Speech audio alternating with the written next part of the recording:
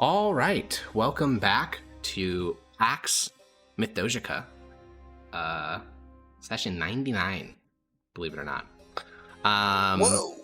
Yeah, we We're have, gonna end on the hundreds. That's huge. we'll see. We have just returned to Mythdosia after a nightmarish week on the elemental plane of water. It is currently early in the morning. Each of you had your own moment to grapple with returning. But Aurelius and Dogheart are once again beginning to kind of take charge of this massive group of judges and inquisitors.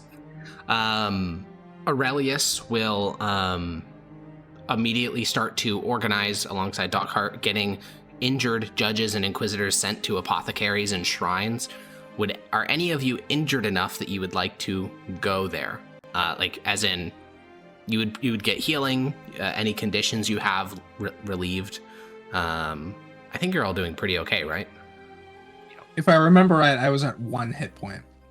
You probably were after the last combat, but you guys had, I believe, 4 days of short rests and healing. So I'm not sure where you're at now. This is 4 days later? I thought we were... Well, no. This is right when you guys got back, but there was a gap between the last combat and when Aurelius teleported back. Yes. Whatever your she says is accurate. I don't know what your she says. Max health. Okay, well then yeah, you're probably fine. So then, Aurelius will begin to go towards the Department of Civility while Dogheart begins to organize essentially triage. As you guys walk back, you'll realize just how few judges and inquisitors are in full health. 50 of you were sent to the elemental plane of water, I guess went to the elemental plane of water. And there is a total of about 11 that are walking to the Department of Civility in good health. And that's just about bloodied. Most of them are not at full health. Obviously Aurelius is totally fine, but most of the other judges around you are quite injured.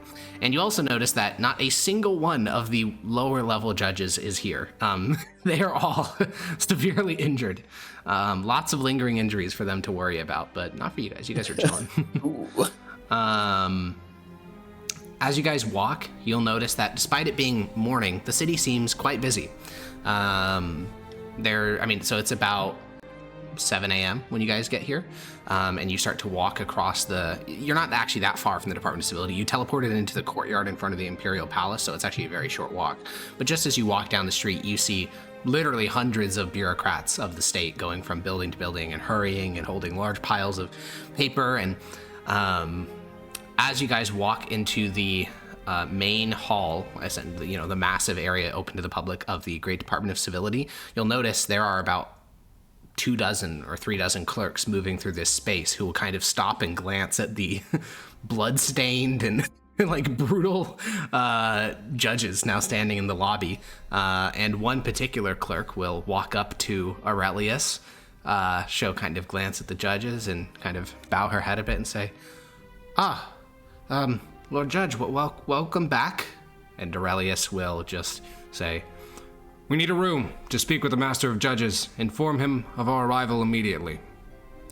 And she'll nod, and Aurelius will guide you all to that first lecture hall that you guys met in a couple of months ago when you were first informed of the threat of the beast. As you guys enter the lecture hall, Aurelius will kind of pat each of you on the shoulder as you walk in, kind of giving you a nod, counting the number of judges that have made it. And as the last of you enters, Aurelius will kind of walk along the line and start chatting with folks. When he gets to Corvus, he'll offer you his pipe. It was a tough week. Accept the offer of the pipe. How are you feeling? Exhausted and glad it's over. At the same time, worried that I feel like I didn't make any progress on the main thing that we're thinking about. We did. I've come to think over the last week quite a bit, and I'm quite certain it was illusion magic. That means it's counterable. I don't think we're dealing with something beyond our bounds, merely something that we don't yet understand. And pat you on the shoulder, and he'll walk to Grania, which is, next in these seats. How are you feeling? She'll shrug. You're quite young to take on such a burden. If you ever have trouble, speak to your fellow judges. There's no need to bear the weight of the world on your own. She'll eyeball the other judges, thinking about all the people that she will probably never talk to. Yeah.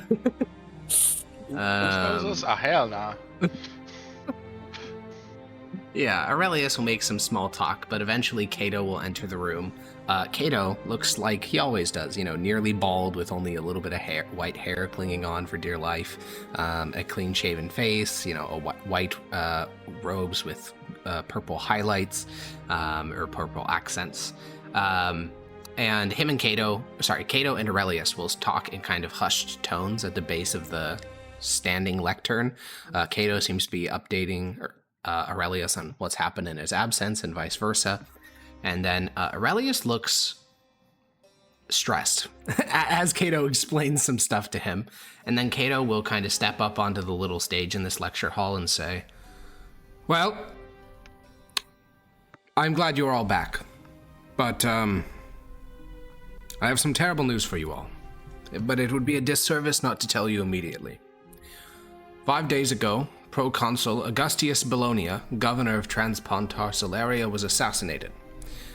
He was unable to be revived. 2 days ago, there was a failed assassination attempt on Consul Galenus Polanius. The culprit was a man who wore a magical item, which actively erased memory of both he and the cowl that he wore. Yesterday, Consul Galenus alleged that a shadowy cabal currently controls the Emperor and attempted to have a assassination against him because of his past successes. The judges around you, which were previously exhausted and just grateful to be alive, are kind of leaning forward now. Some of you may receive summons from patrons, family, or allies. It is your duty to remain here. You are judges of the Empire. I will not pretend all is well. The Great Department of War and the Great Department of Faith have publicly sided with Galenus. They state that a more in-depth investigation is required into the Imperial household to see if there are those with undue influence over the Emperor's actions. At present, the Emperor remains silent, so our last edict from him stands. The Beast of Atlia must be slain at all costs. If you have any questions of current circumstances, I will hear them. This is an out-of-character question for you, Harkon. Whenever we reported that cloak, did we ever actually report it to the head of judges, or You did not. You found it, and then, so 2 things. One, at the time when you found the cloak, Cato was just kind of getting used to the role. Secondly, you actually did not turn it over to the department. Actually, I think at that point, I think this was just before Cato was made Master of Judges, if I recall correctly, because I think that happened after the Edict of Patricia. I do know that you didn't report it, though, because Tullius basically just asked for it, and then he got it.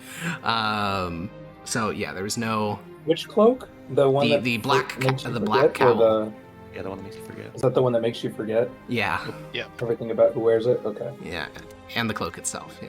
I don't remember how that Where played was the way where it was played that out acquired? in the city of Tarraco. The way it kind of played out was you guys get to Tarraco, the governor says, hey, someone stole from me, and the circumstances of the theft were very weird. And as you guys were trying to track this down, you kept noticing all these weird memory things, and they started affecting you guys as well. But at the very end of the session, you decided, what if we cast a spell magic on ourselves? And then boom, you had this moment of holy shit, there's lots of stuff that we're now remembering that we did not remember before. So you just continually cast a dispel magic on yourself about this particular this particular effect throughout the rest of it. Eventually found the person, got the black cowl, and then Tullius basically strong-armed the party in a bunch of different ways and said, hey, I would like this, please. And then you guys said no. I think Severus just gave it to him. I remember Severus straight up telling him about it. Yeah, he did. He told him about it. I think the exact chain of custody, though, was that it wasn't given to him. It was given to the governor, who then gave it to him, if I recall correctly. Oh, okay. Because he tried to get it directly, but I think the party said It no. sounded like we This did was turn it in, when I was and still it just happened Rixion to also. get to- Zennius was Yes, gone. this was when you were still Rixion, yeah. Okay. I was confused. I was like, how do we just let that get handed No, yeah, off? I think you gave it to the governor, not Okay. Tullius. Yeah. So, are we still aware of it? Or Yes. do In we- fact, so it's actually worth talking about how the cowl works. I mean, memory-wise, you would remember all of this. The black cowl is... yeah, we'll just put it that way. Yes, you would remember all of that. Okay. What arc can we was bring that up? during? This was during... this is before Blake joined. This was... what was it called? Criminals and Hucksters. This was when you guys were traveling the Empire, basically To helping every out province. governors with all their different problems. Yeah, you went to every province of the Empire to help them with their problems. This was the very okay. last one before you went back to Mythos, and then you did the trial of Galenus, where you framed that guy and ruined his life. And then Yes. and then the Edict of Patricia Allegedly. happened. Allegedly, it ruined his life. Yeah, Wait, can't we just report the Okay. cloak now? you can. Yeah, but Good luck. do you want to do? I mean, it sounds like it's pretty important to the shit that's going on right now. I feel like that Master of Judges should at least be aware of it, even if we're not. You can do whatever you want. It was nice knowing you, Granny. Alex, is that the Galenus that I'm all mucking around with? So yeah, there's one Galenus in the Empire. The Galentine War against the Undead is Okay, named cool. after him Yep. because he's a famous war Yep. hero. He was the Consul Militum of the South. He's the one That's that it. you know. He is probably the second most famous person in the Empire other than the Emperor. Cool. All right. That, Did we ever yeah. resolve what happened to all those Necromortis items? No, Okay. there was one, We got it. the dagger, but then Grania yoinked it and went into the Deadwood. We got a bit busy. Yeah, you got a little bit busy. The Inquisition had questions for us.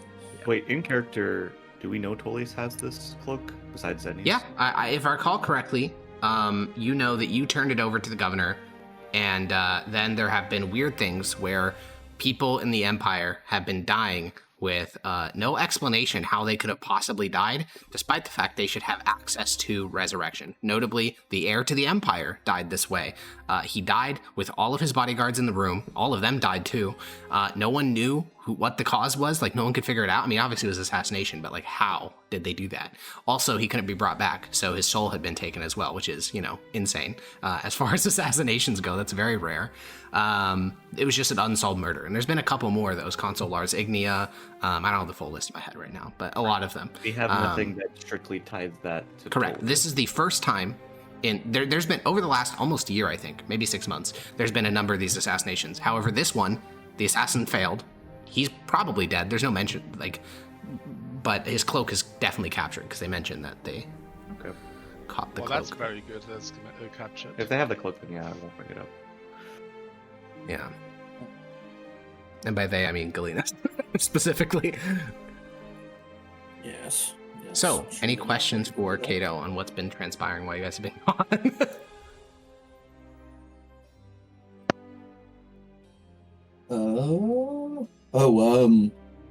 Any news Any- from the mountains?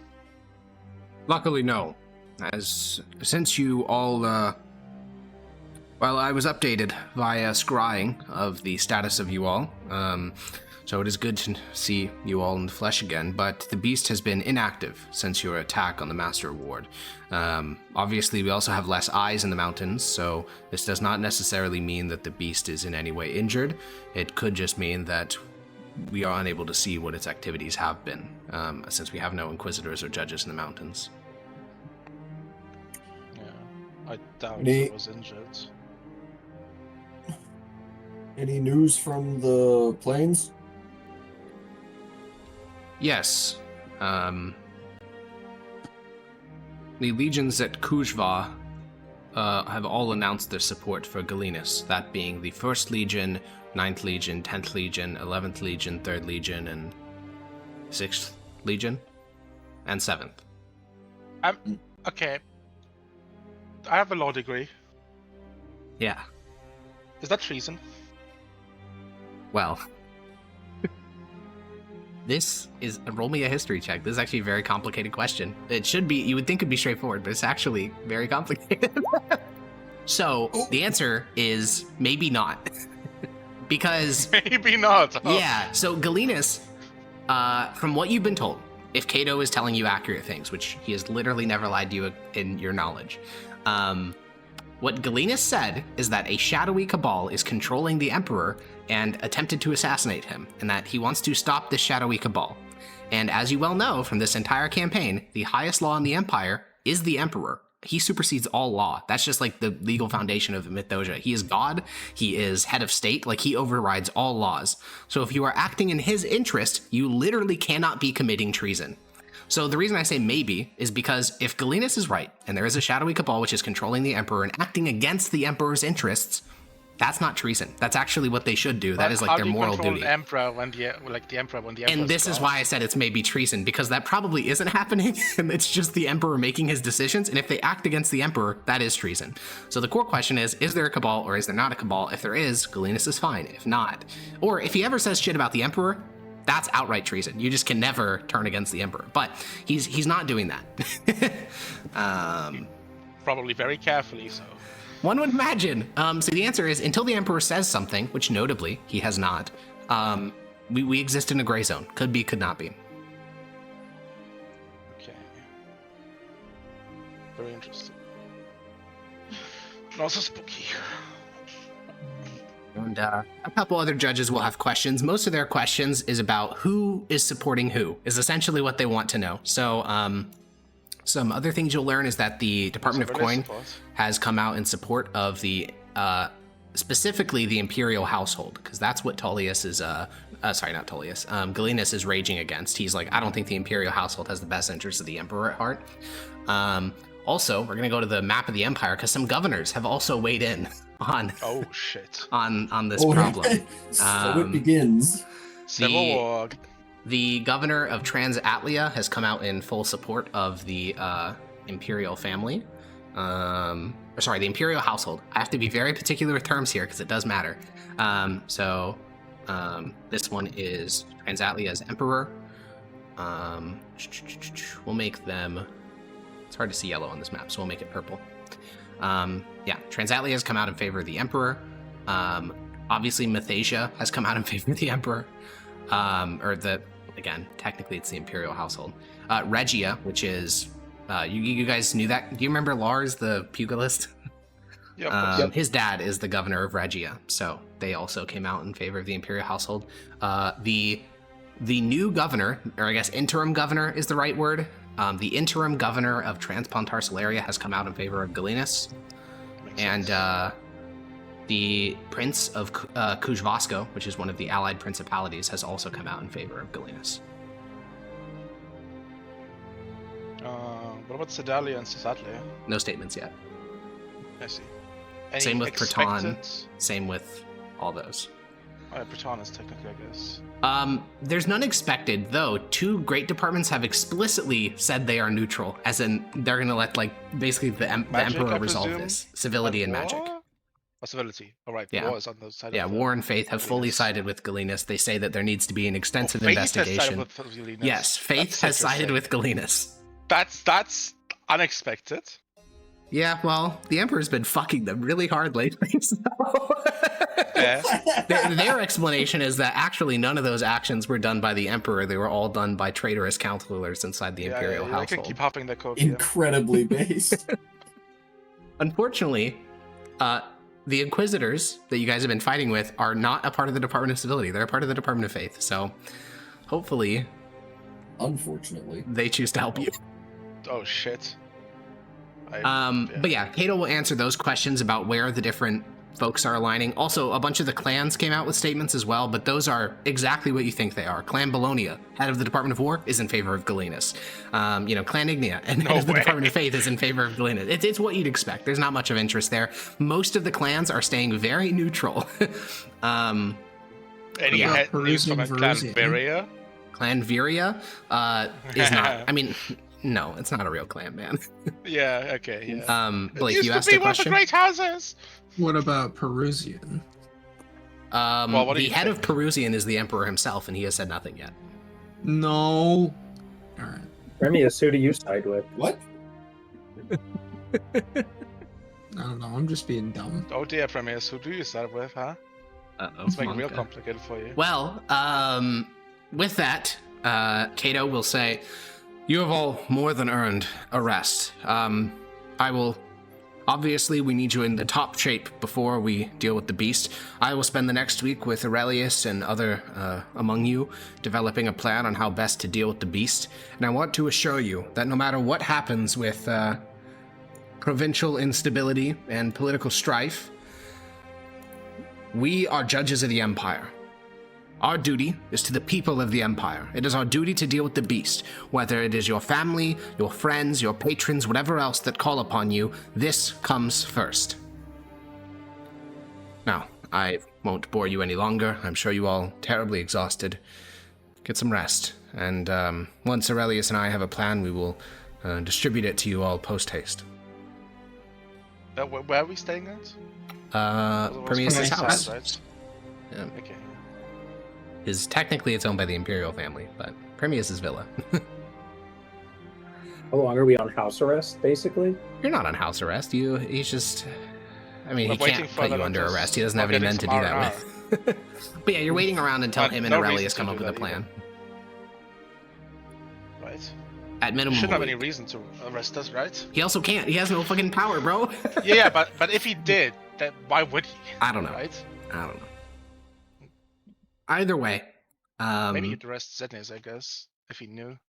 maybe, more. probably. There's a lot of things he'd do if he knew all you guys' fucking Yeah, fucked up like, secrets. He'd have me executed. Yeah. So anyways, you guys can do as you wish. You have at least a week, probably longer, of downtime.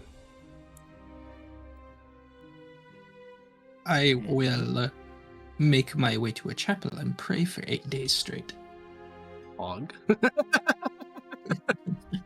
Um, Woggy. I'm going to the Department of Magic. Oh. Okay. You make your way to the Great Department of Magic. The massive building is also massively busy, but it's a different crowd than usual. When you've been to the Department of Magic in the past, most of the people coming here to buy stuff are clearly private citizens because, again, magical monopoly. They're probably here to buy like potions and scrolls and stuff. When you enter, though, the waiting room, which can contain a couple of hundred people, is currently filled to the brim, and the majority of them are clerks, bureaucrats of the state. Most of them seem to belong to the Department of War. There's a couple Department of Faith in there, some Department of Civility, some Department of Coin. It seems as if, for some reason, there's a massive rush to get a bunch of magical items. It's almost like there's a civil war brewing. What? Now that's Potentially. treason, trying to undermine the Potentially. integrity of the state. We're in a fucking global conflict with the Son of the Dragon. We're fighting some insane invasion of a monster, and there's also a civil war starting up. The Doja's not looking too hot. Yeah, no. Alex, I too am heading to the Department of Magic. Okay, well then, I think you and Corvus would probably go I think separately. I should but- also go. Yes. Okay. Oh, okay. All right. Each of the three of you go separately, and then you all arrive in the lobby and see each other like waiting near the entrance because every single line is filled with people Oh, how's filling it out going? various forms. Oh shit. I'm You guys kinda wish you had surprised. Grania right now to cut through the line. I go to Granny if I see her. Would Wait, Granny why go did- to the Great Department of Magic? Why does Grania cut the line? I don't know, it's just how it's been in the past. I don't know if it would be the case now. We're all respected +4 with Department of Magic, so And two of us are like members of the magic houses or something like I that. think it was mainly because of Placentia 4. Well, Zednius, Corvus, and Maximus, you do all see each other in the lobby of the Great Department of Magic. Are you trying to cut the line together?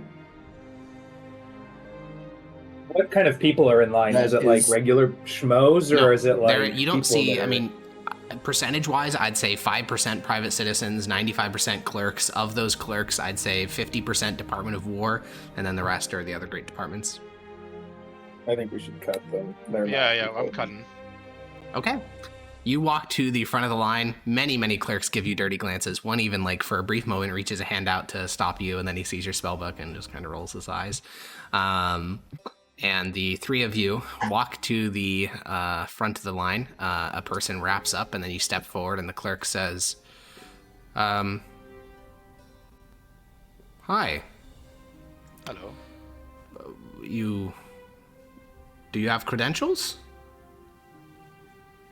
Of course. We show our judge badges. And do you have a name? Zednius Tullius Fabricia Verusian. Corvus Aminius Senius Veria. He glances back at Maximus. And you? Maximus Titus Gaius Ignia.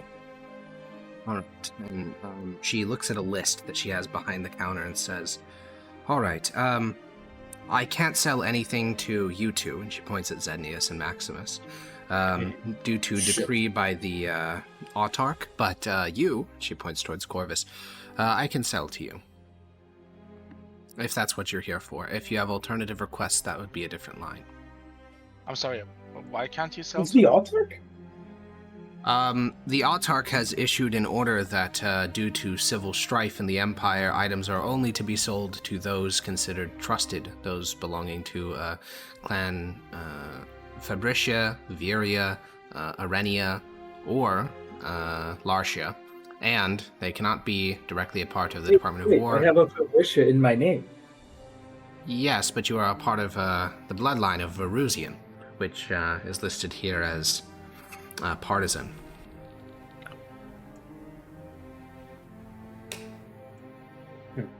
This would make sense.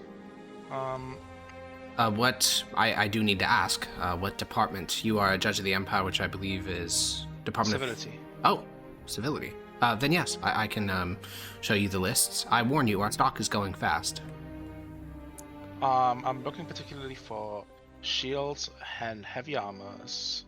You'll walk back, and look at it. You'll notice that as you look down the line, almost all the other clerks are mostly just telling people, "Hey, I can't sell you anything." Clearly, this autarch's rule was maybe a couple hours ago, because it's not spread around the city.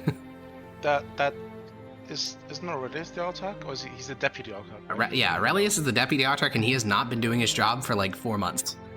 He's functionally just doesn't exist in terms of power in the Department of Magic. That is, the autarch is the full has leader. a title. Technically, but yeah, I mean he's on hiatus for as long as it takes. But yeah, she'll return with a ledger of what they have on stock. You asked for heavy armor and shields. Okay, they have no shields. They do have a +1 ring mail. What AC is that?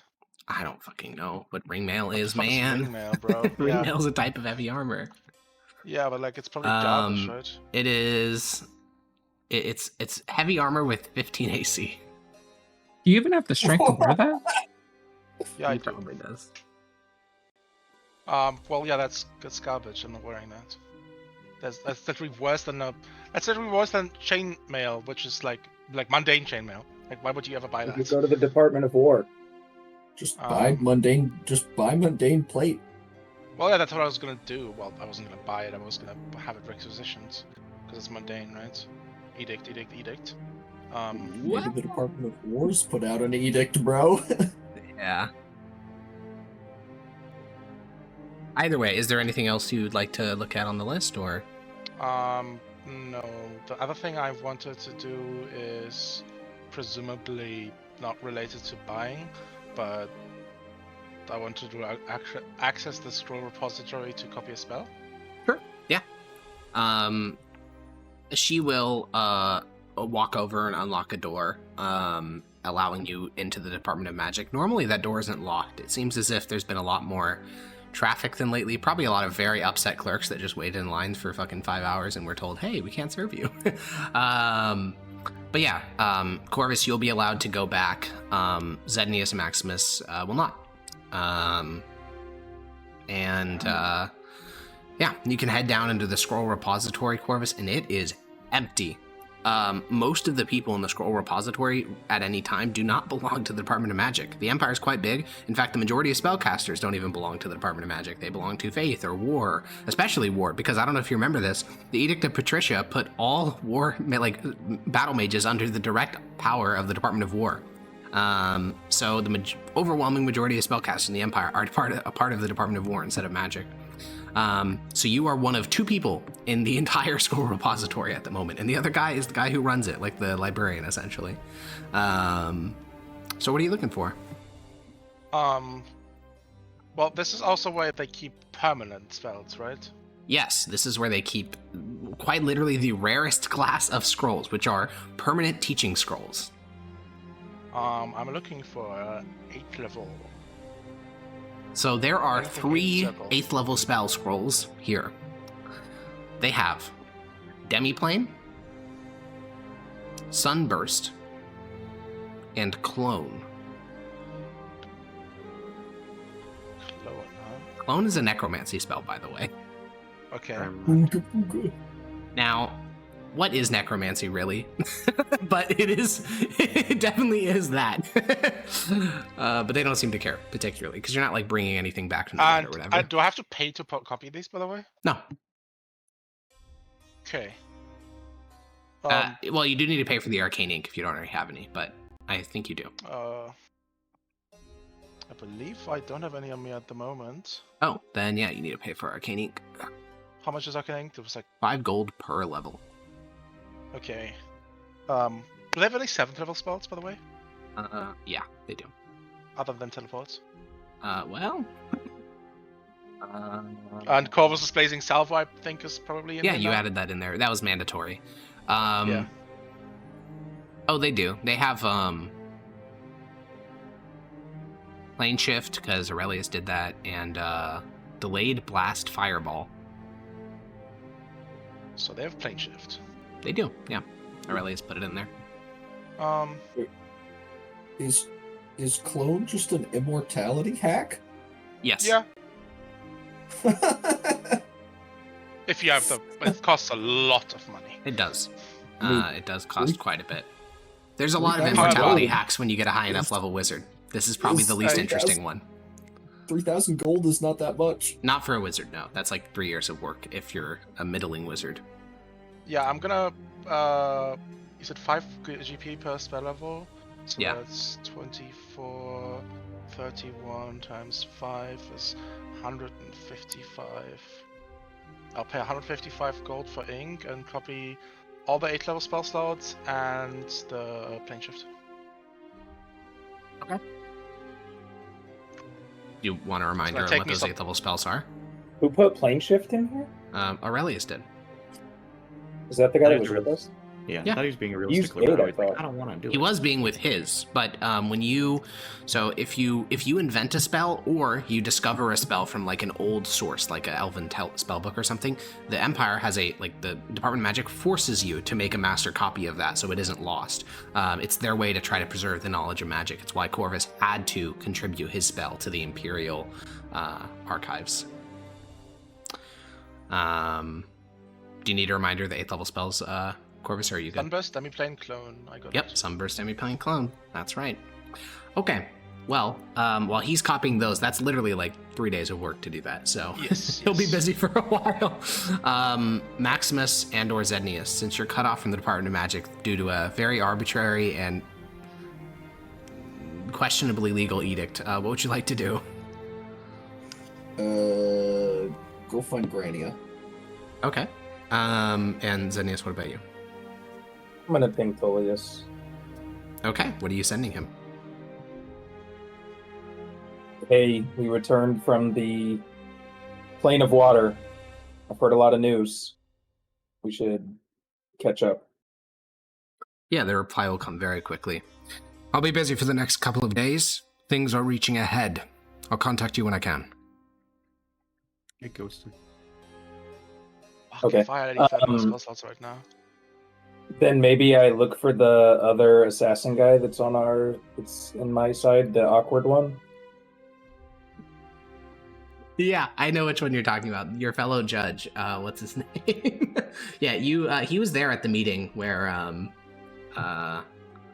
what's his name was dropping all the lore. Cato was dropping all the lore. Let me go find his name. The awkward one. Agrippa Canidia. He's a part of Hellquith's team. Yeah, you can go look for him. Maximus, roll me a D2. The awkward one. D2? Okay. D2. You explode. Shit. Starting with your cock and balls explode. What the hell? I want it. I want. Oh my It god. won't. Bro's It exerted won't right roll. now. He's losing it. It won't roll. I think it won't let me asked hit the worst person to roll a d2. It won't let me. It's a two. Oh, there we Okay, go. thank you, Corvus. Okay. All right, Maximus will go first then before Xenius. Maximus, you make your way back to, well, Grania, where would you be after a week on the elemental plane of water? Where's your happy place? I think less happy place and more this, I guess, kind of like Shakur to be a little bit more proactive. I think she's going to try her best, and she's not expecting much, but to look into this beast we encountered at the portal. I forget its name. Beast of Oh. Atlia? No. No. the other one. The Shadowfell thing. Oh, okay. What was She's it doing called? some She research. She now believes that is the part, or at least tied in some way to the corruption. Yeah, the descriptions are awfully similar, aren't they? Yeah. It's weird how that works. Obviously, Okay, idea. sure. Yeah, you can do that.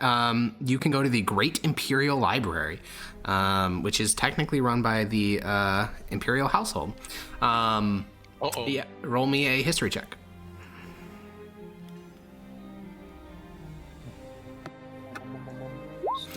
So, Maximus, it's going to take you a while to find Grania. She is not like you go first to the villa, then you ask around.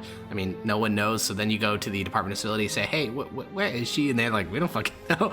And then you just basically start going to every public building, and you're like, is there a little girl here with red hair? Like a teenage girl with red hair and looks like is clearly like can't speak and is kind of scary looking because she's wearing bloodstained robes from another plane of existence. Eventually, you do get told, yes, actually, she just came in. So Grania, as you're opening up a book on Cred Galador and reading all there is to know, which is not much, by the way, which we'll get to in a second. You're in a little alcove in the Great Department, the Great Library. You're on like on a third floor balcony in a little reading room. And Maximus, first you'll hear the clank of armor, just clong, clong, clong, clong, clong, and then his head will poke in. Oh, thank God. I'll walk in, and you notice he's very agitated. I think is the best way of describing it. Agitated and nervous. I'll probably like glance notice it, but then like go back to the book. He's just like my dad already. What? And you? What?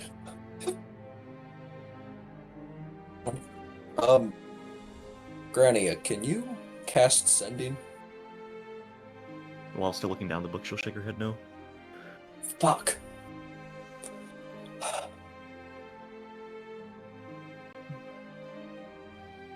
Do you know if anyone other than wizards can? Still while looking down the book, she'll shrug. Just write a letter. Believe it or not, this has some urgency to it that a letter would not. Would Yeah, not that could suffice possibly for, be the case. Believe or it or else- not. Or else I would just do that. Damn kids these days Um, don't even know how to write parchment SMH. Do you know anything about the other magical ways of passing on information? That'll Nah, make- it's- Are there that'll make her alternatives pause to for a sending? second. She'll like set the book down and like start thinking.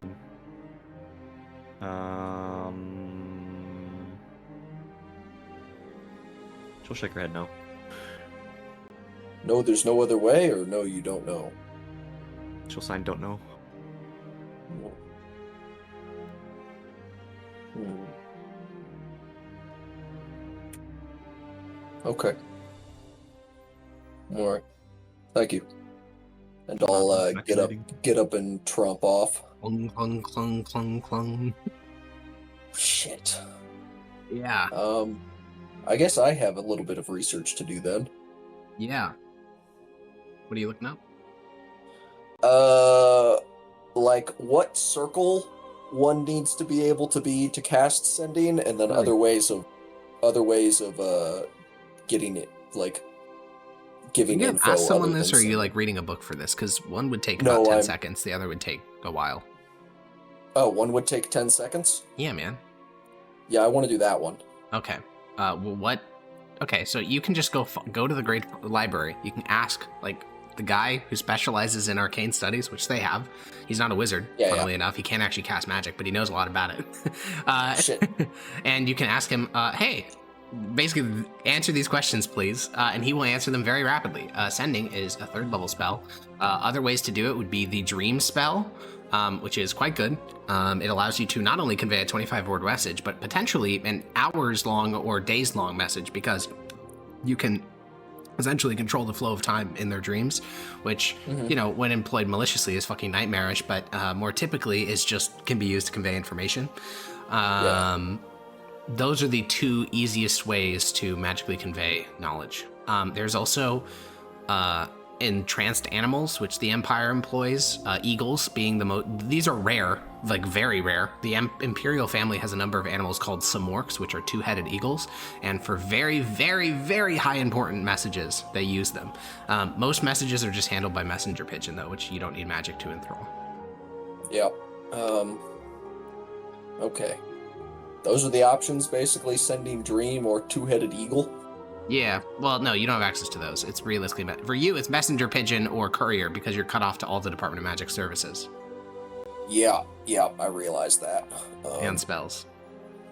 Now, you could always just appeal that. Like, a blanket ban on the whole clan Arenia, or sorry, not Arenia, Ignia, was probably not meant to apply to you. It was a very clearly, like, reactive, fuck, we don't want to arm sides of a potential conflict. And you're not one of those yet. Well, unfortunately for all of that, Alex, this is exactly what I was intending to use. Gasp. That's crazy. What? Well, shit. Yeah. I'll let you think on that for a moment. I was going to tromp back to Granny real quick. Okay, you dung. So you run downstairs, talk to the magic guy. He gives you answers you do not like. You dung, run back upstairs. Granny, you like are just opening the 2nd book when he pokes his head back in. Can you cast Dream? Picture head, no. Shit. Dung. Okay, so we'll go Grania, then Zendius, then back to Maximus. Grania, you will read about Cred Galador. Cred Galador is basically only mentioned in scholarly sources because it's actually really, really hard to get there by accident. Athelloren is for, like, in terms of ease to get to plains, Athelloren is number 1. Athelloren, you can just walk into the woods and arrive in Athelloren. It's like actually kind of terrifying how easy it is to get there. This is a bad thing, for most people at least. So there's lots of narratives about it, lots of folklore, lots of stuff about it. Same with the Elemental Plains. There are just portals to the Elemental Plains vibing. They're a lot rarer today than they used to be, but they still exist. You can just be on a boat and there will be a spout of water, and then you're in the Elemental Plane of Water, and you're probably going to almost die until you find a new portal to bring you back home to a different part of Valeros. Cred Galador does not work like this. There are not just like random portals to Cred Galador, because in a newer book, you will find that one did open recently, actually. In 1275, in Hathon, a portal opened to Cred Galador in the city of Colone Tempestus. It almost immediately started to expand and engulfed the entire city, transporting it mostly onto the plane of Cred Galador. And the entire, basically, kingdom of Hathon had to muster all of its resources to go deal with this problem because it was expanding so rapidly. This is why portals to Cred Galador don't exist, because when they do, they become such a big problem that people almost immediately have to go deal with them. So that little, like, portal you guys encountered in the southern part of the mountains is not just going to sit there, it's going to get bigger, 100%. As for what it even is, Cred Galador is only described in the writings of a single imperial scholar, because he went there by accident. He says he was trying to summon various creatures of plains to gather knowledge on where they were from, and he summoned a creature which had a kind of human body, but it had like pale skin, its arms ended in like spikes, its legs ended in spikes as well. It was constantly crying, but it did speak his language, which kind of freaked him the fuck out. He thought he'd need tongues to speak with it, but it somehow spoke mythos. Isn't this exactly the creature I encountered in the Feywild? Gulp? Maybe. From our pre-session. Yeah, maybe it is. He summoned this and then asked it about its home, and he records exactly what this creature told him. Cred Galador is a moon. It is located over what this creature called the Endless Swamp. It then said that it was a world ruled by dead things, that death came from this place, and that death would eventually consume everything. And that was it. That was basically all he got that was coherent. When we were in the elemental plane of water, I only saw one moon, right? You saw one that was easy to see, yeah. Oh, okay. The entire time I never saw the second one. No, but you were also only there for 7 days.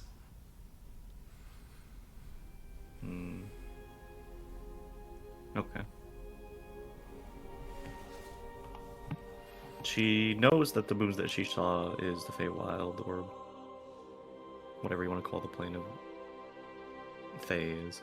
So she just has to assume that that's what they're referring to, is that there's just a second moon in the elemental plane of water that is the Grid Galador.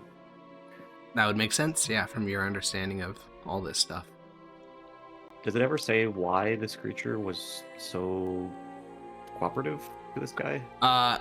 It doesn't. I think you could read the subtext, though, that he was torturing it, because he had it inside of a magical circle, which prevents it from leaving that space, and then he was applying, essentially, wards. So most magical spells are actually very good at keeping things out that are not from your plane of existence, or in this case, planet. There's lots of spells that do that, and he was essentially applying those at low levels, which would have inflicted severe pain. So just like real torture, you should not expect these answers to be true, more so just like saying fucking anything to get the agony to stop. Also, the creature seemed to be crying before the wizard even started torturing it, so not exactly... With it. Yeah, not exactly emotionally stable. They're not like more accurate accounts from Culinate Tempestus? In Hathon, there is 100%. Here in Mythdosia, not really. Like, there's not even a Mythosian embassy in any of the West. Because they're barbarians. What would be the point? Liberal. Maybe information. Yeah, no, you're right, but the Empire doesn't see it that way. They see the West as just free money to go send a raiding fleet out every once in a while. Get him, traitor. Get him. We don't need knowledge. So well the last time. Okay, it went well every time before the Diplomacy, Bondi embassies. incident. We either conquer them or we ignore them. Okay, then Zednius, you go and look for your fellow judge, Agrippa Canidia. This one is actually a lot easier. You just go to the Department of Civility, say like, yo, where does he stay? And they will inform you that there is a villa in, not that far from the Department of Civility that the Helquith team stays at. There's a stable outside, which is where Helquith keeps his horse. And all 4 judges are there. Out on the front lawn, you see that Helquith and the youngest judge, the guy who was a recruit when you first met him, him and Helquith are petting the horse and chatting. As Helquith sees you walking down the street towards the villa, he'll give you a wave and say, "Ah, Lord Judge Zednius." Hi, Lord Agrippa. No, he's inside. Helquith is the name. Oh, sorry, Helquith. That's all right. Do you have business with Agrippa then? We met before we left, and I just wanted to catch up, see how he's doing after we didn't see each other after the elemental plane. Sure, he's just inside, probably brooding. All right. Yeah, you walk inside past Helquith and his young his young recruit, and then you walk into the central area, the courtyard of the villa. You see the third member of their team, another soldier. He's just relaxing. Ask him where Agrippa is, and eventually you head up to a chamber near the back of the villa. It's similar to your guys' villa situation. Each of the judges gets their own room, and you can give a knock at Agrippa's door, and a moment later he'll open it. He's not wearing all the accoutrement, the hood, the cloak, all that shit. He's just wearing normal clothes. He has a tunic, he has some breeches, he's got some nice slippers. He is a man in his early 40s, late 30s, somewhere in there. Has a bald head, shaved, and has a little bit of a stubble on his face, because you guys have spent a week on the plane of water and he hasn't gotten the chance to shave. He'll look at you and say, "Zednius?" Ripper. I'll step to the side so you can enter Things the have, room. yeah. You heard anything? Yes, but not more than you know, I suspect. I don't know what your family name is, but apparently the Verusian name is now banned from the Department of Magic for allegiances. I belong to Canidia. For the status of it. Neutral. Nice. So what Are is you our... asking me to what buy is- you something?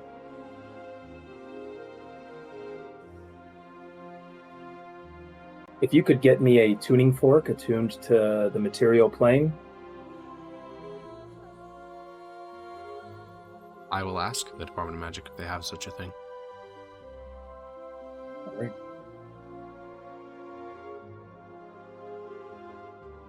I'll let you get back to it.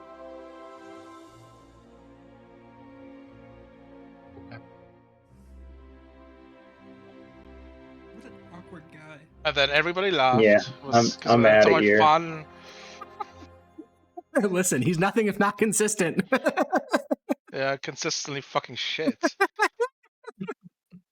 Alrighty. Like well, it's like you take his brother Severus and then you compare him to this Agrippa guy. It's like, man, Philly is digging the bottom of the barrel. when at the this point. Frumentari are sending their people, they're not sending their best. I had such a good impression with the first series. Yeah. Yeah, Severus was definitely a lot more personable. Though they did both belong to the clan Canidia. Maybe something's going on there. Kind of weird, champ. Anyways, Maximus. Well, yeah. Any Severus revivified. gasp? Lord. Any other ideas for how to get your information passed along? Yes, I've been pondering. I will say what Chowder did have clan- an idea. Oh, what was Chowder's idea? Chowder said, "Can Maximus just pay some low-level wizard to draft him a scroll of sending?" That was along one of my lines of thinking. The key would be finding a wizard of what, 5th level? No, well, 9th, Yeah. actually. 9th is the minimum level you can be to draft scrolls. Shit, Pretty high. that's It is way pretty high. harder. Yeah, it's also a lot more expensive, believe it or not. That's fine. I don't have an issue with the expense. Yeah, finding a at least 9th level if mage it's- that isn't... Yeah. That is- Does Maximus not know that Zednius knows Dream? Ethan no, didn't I know do. that. Oh, you do? Oh, No, he I do. does! Whoa! Yeah, I don't I think know I was that. pretty sure it came out at some point. Oh, I guess it did. I think there's Yeah, a reason he's not. I'm fully aware that you are. Well, there capable are of- other of, judges that are wizards casting that are... There are, judges that are above 9th level that are wizards. Yeah. Yeah, the issue is finding one I trust. Sure, I don't mean Corvus. I mean, there is also Corvus, don't but trust me? there's Julia, which is a part of Team Augustius. There's Aurelius himself. There's Porcius, who is the okay. guy who... I don't know what your impression of him was, but yeah, Porcius? Porcius was the one where you encountered that team of 3 judges. There's the armored one, there's the lady, and then there's the master hunter of the Order of the Manwë Farine. Okay. He was the The Manwë mage. Farine people. Yeah, that group. Okay.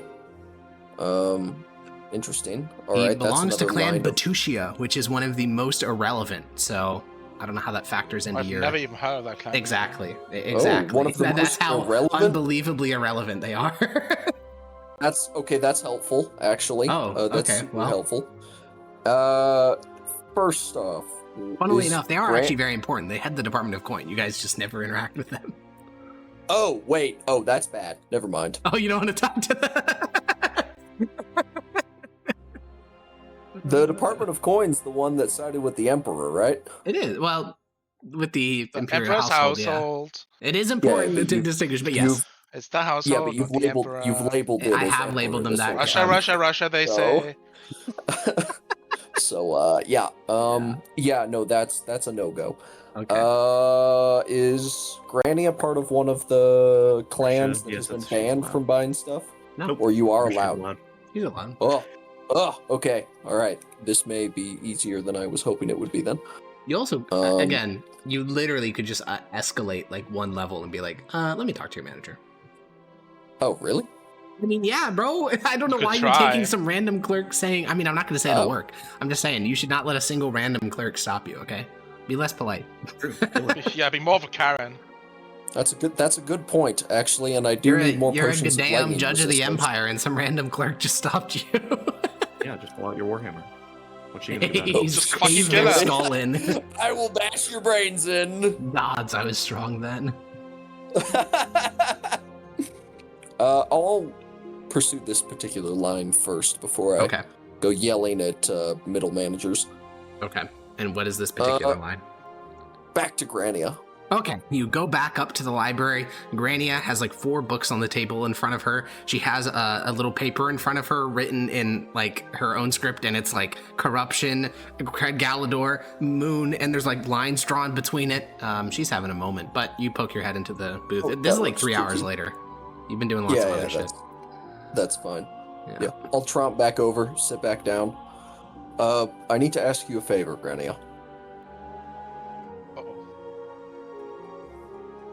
You'll like look up and kind of like motion towards the book, and then go back to reading. It's somewhat time sensitive and rather important to me. I'm sorry if I'm bothering you, but like I said, it's important.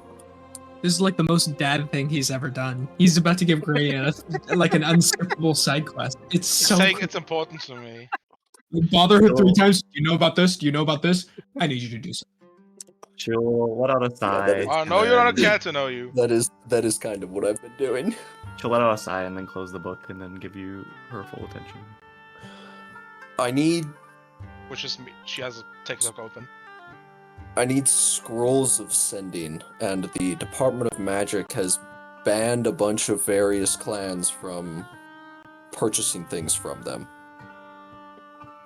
Your clan is not one of them. She'll sigh, and do you know if they even still have these scrolls available?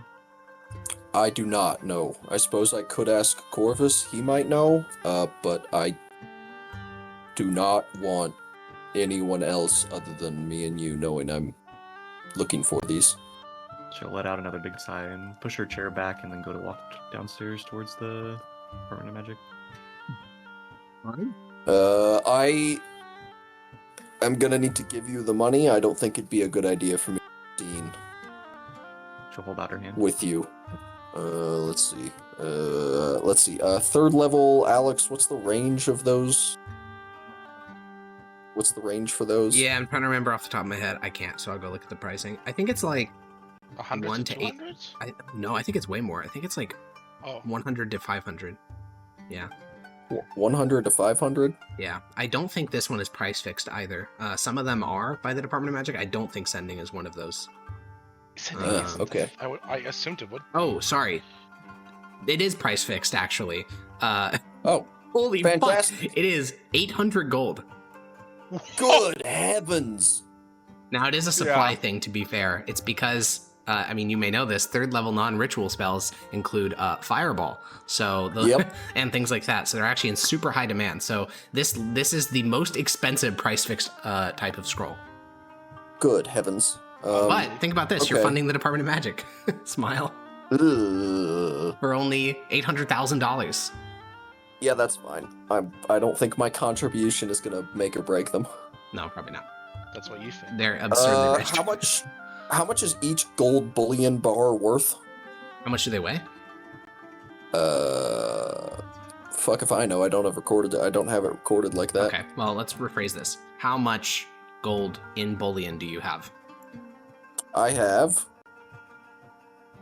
My sheet's being slow. Alright, there That's we go. okay. I have. Where's my vault? There it is. Nope. There we go.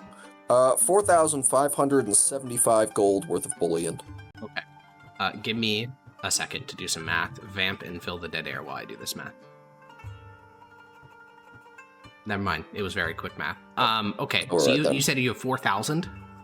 4,575. 575. Okay. So you should record this on your sheet. Okay. 9 bars of gold bullion. Good heavens. That the total worth is the same. It's just each of them weighs 25 pounds. Okay. Or sorry, 27 pounds.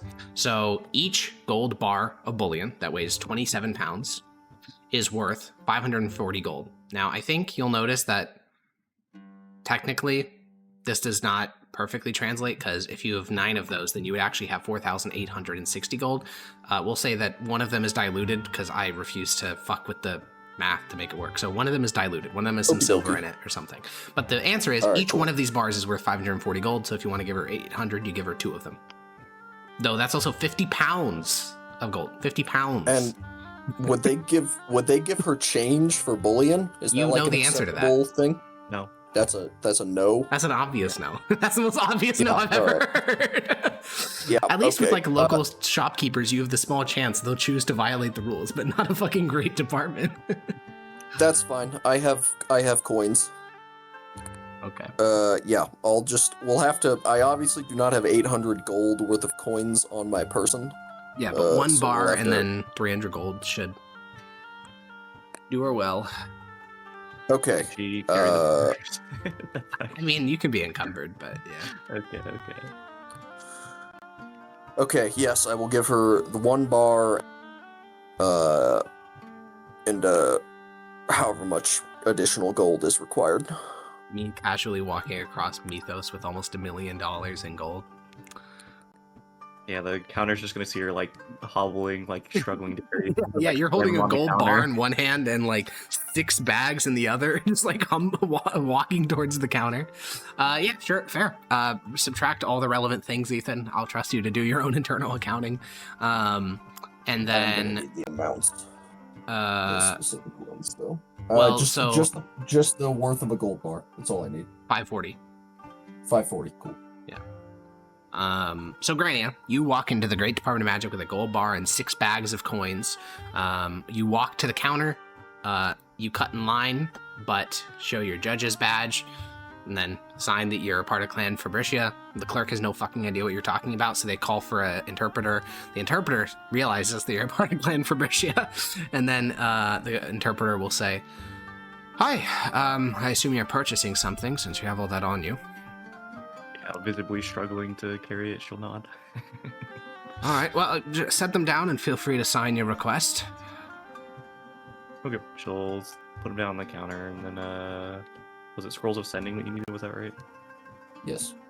And yeah, It would be she'll- so funny if you bought the wrong scroll. Yeah, she'll put in a request for You scrolls wanted of fireball, right? All right, well, you're lucky. We just have a few left in stock. Please, come to the scroll room. And he'll open up a side door, bring you over to the, there's a director of scrolls, essentially, or that's not their name. You guys have met this woman before. She essentially is the one who sells what they have access to. He'll bring you to the side room. You obviously pay all the coin. However, it's free because of the Edict of Patricia. All great departments are supposed to give you as much aid as reasonably possible, and the Department of Magic is still operating under that. Unlike the Department of War, Faith, and Coin that have like decided that it's time to weigh into imperial politics, the Department of Magic's like, we're just going to try to follow all the edicts that we have currently in effect, and so you can get a scroll of sending for free. Okay. Are there any Just- other scrolls here that they're giving out for free then? Might as well Well, check. technically, you can take any of their scrolls for free as long as you can justify its use for dealing with the beast, and they have lots of scrolls. Let's hear them. Sure. Math, man. I'm sorry. It's not my fault. Other scrolls they have a scroll of alarm. They have some scrolls of fireball. They made a couple of those, and also they can't sell them to the Department of War anymore, so they have a bunch of those. They have a scrolls of identify, mass healing touch, or sorry, mass healing word. That's what it's called. They have a couple of spiritual weapons. They have a few guardians of faith, which they got captured on the planes. They didn't make them themselves. And they have one disintegrate scroll. The healing ones are probably the most important immediately. Okay, mass healing word is I want to say like 6th level spell. And normally it's a cleric spell, but again, captured out in the plains, baby. It's a 3rd level scrolls, spell. It doesn't 3rd level matter. spell. Anyone can use it, right? Yeah. Scrolls are very based in that way. Yeah, they can be used by anyone, and it's also a bonus action. Oh, sweet. Mm-hmm. All right, scroll a mass healing word. Just one of those, right? Yeah, only one of those. And then, You should also take the disintegrate. yeah, I don't think Fireball is going to be that useful for just random people to have. Yeah, Disintegrate is probably the other one, and then I guess one Fireball. I can probably Sure. give it to like Maximus or No, someone in case I'll they hand all shoot that over for free. melee.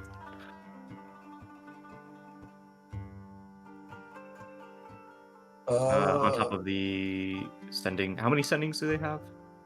They have 3. I will take 2 of them in case Maximus needs a second one. Alrighty. Okay, and then I'll leave. Great. Yeah. You exit the Great Department of Magic with still weighed down by coins. You can see the line of bureaucrats is now spilling out of the building, and people are starting to get very hostile. You can see a clerk is getting shouted at by 2 clerks from the Department of War as you are leaving. Not my problem and keep going. You head outside, then you walk back to the bank where Maximus is sitting on one of the like eagle statues outside. And Maximus, you watch as Grania approaches. Her arms are filled with 6 bags of gold coin, a gold bar, and about 7 scrolls all piled on top of each other. Wait, 7? Are those 2 sendings, a mass healing, 5 one spell restoration, scrolls. one However many you fireball? took. However many you took. They didn't have any Um, sending? Oh, I suppose you can't. Yeah. I suppose you can't. You can't. Yeah, here. I'll take all the gold back. Then she'll put up the like a number 2 with her hands. 2? They had. So, what's with all the gold? She'll sign free. Oh, And then she'll Oh, one by one I'm not gonna start question putting it. down the other scrolls and signing each one of them are. So like the mass. What did you say again? Mass greater healing? Something like that? Mass healing word is what it is. You have mass healing word, sending, oh, disintegrate, that sounds fireball. useful. Okay. Disintegrate. Good heavens. I'm gonna hand Maximus, you... you've seen that one actually. You've seen Zednius get disintegrated yeah, right in that front of was- you. That one's terrifying. That's what nabbed Zednius.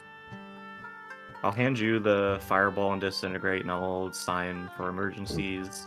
On top of Oh. just handing you the sending ones, and then I will hold on to the healing word.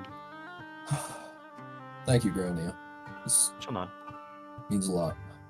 Again, sorry for bothering you. You looked quite enthralled there. I'll let you get back to it. She'll open back up her book, and Most before normal. before you leave, she'll just sign anything else. No, you've certainly done enough. Then she'll like playfully like shoo you off as she goes to open her book. I'll smile and go to return all of my Yeah, money. Maximus to is gonna the lose bank. his daughter when the Civil War starts. Feels bad, man. No! No! All right. So you have you have, just to be clear, 2 sending, 1 fireball, 1 disintegrate on Fantastic. Maximus, and then we have a mass Yep. healing word. Sorry, yeah, mass healing word on Dodo. Correct. Okay, great. Make sure those are on all of your sheets because if they're not there, you don't have them. How come Yep. Yes, Scrolls weigh nothing. earlier I made a mistake when I went to the Department of Magic, classic. so I'm gonna have to go back to the clerk and ask. I asked to see medium armor and shields, there's heavy armor and shields, but I was wrong. I can use medium armor, so everyone will look at medium armor. Shields probably know there isn't any, but is there any enchanted medium armor? Is scale mail considered medium? Sure. I'm looking it up. So. Yes. Yes. Yes, it Then is. yes, they do have magical scale mail. Well, what's the enchantment on it?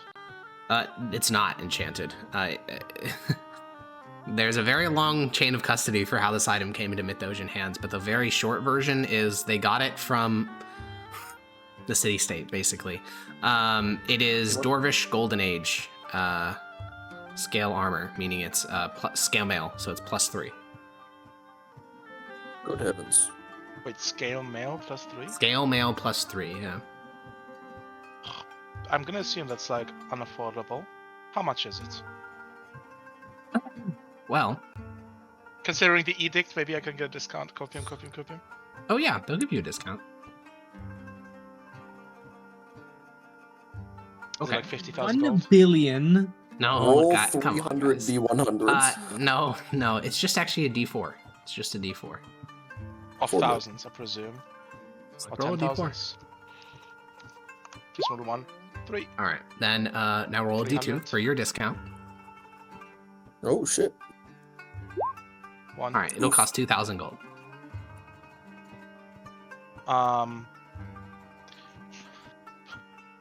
That would be.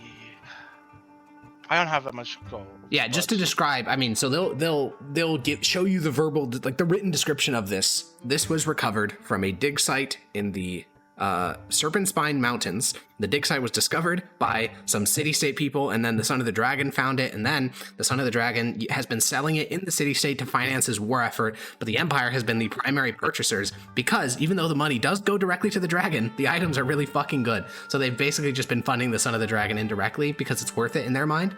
This is one of those items, and it is made entirely of mithril scales that are shaped like dragon scales, covered with runic engravings. It also would give you immunity to fire damage, not that that really matters much, for you at least. And it comes with a helmet, so it's like a fully encased, almost like like a dragon slaying suit of armor almost. Okay. So yeah, 2 grand. Two well- grand gold, which is like $2 million.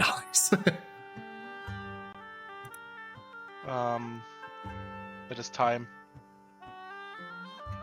I'm gonna Well, try okay. and contact the Bank of Maximus. Oh heavens. I don't think you're gonna like this very much. Well, I believe Maximus has some sending scrolls to send before then. Yes.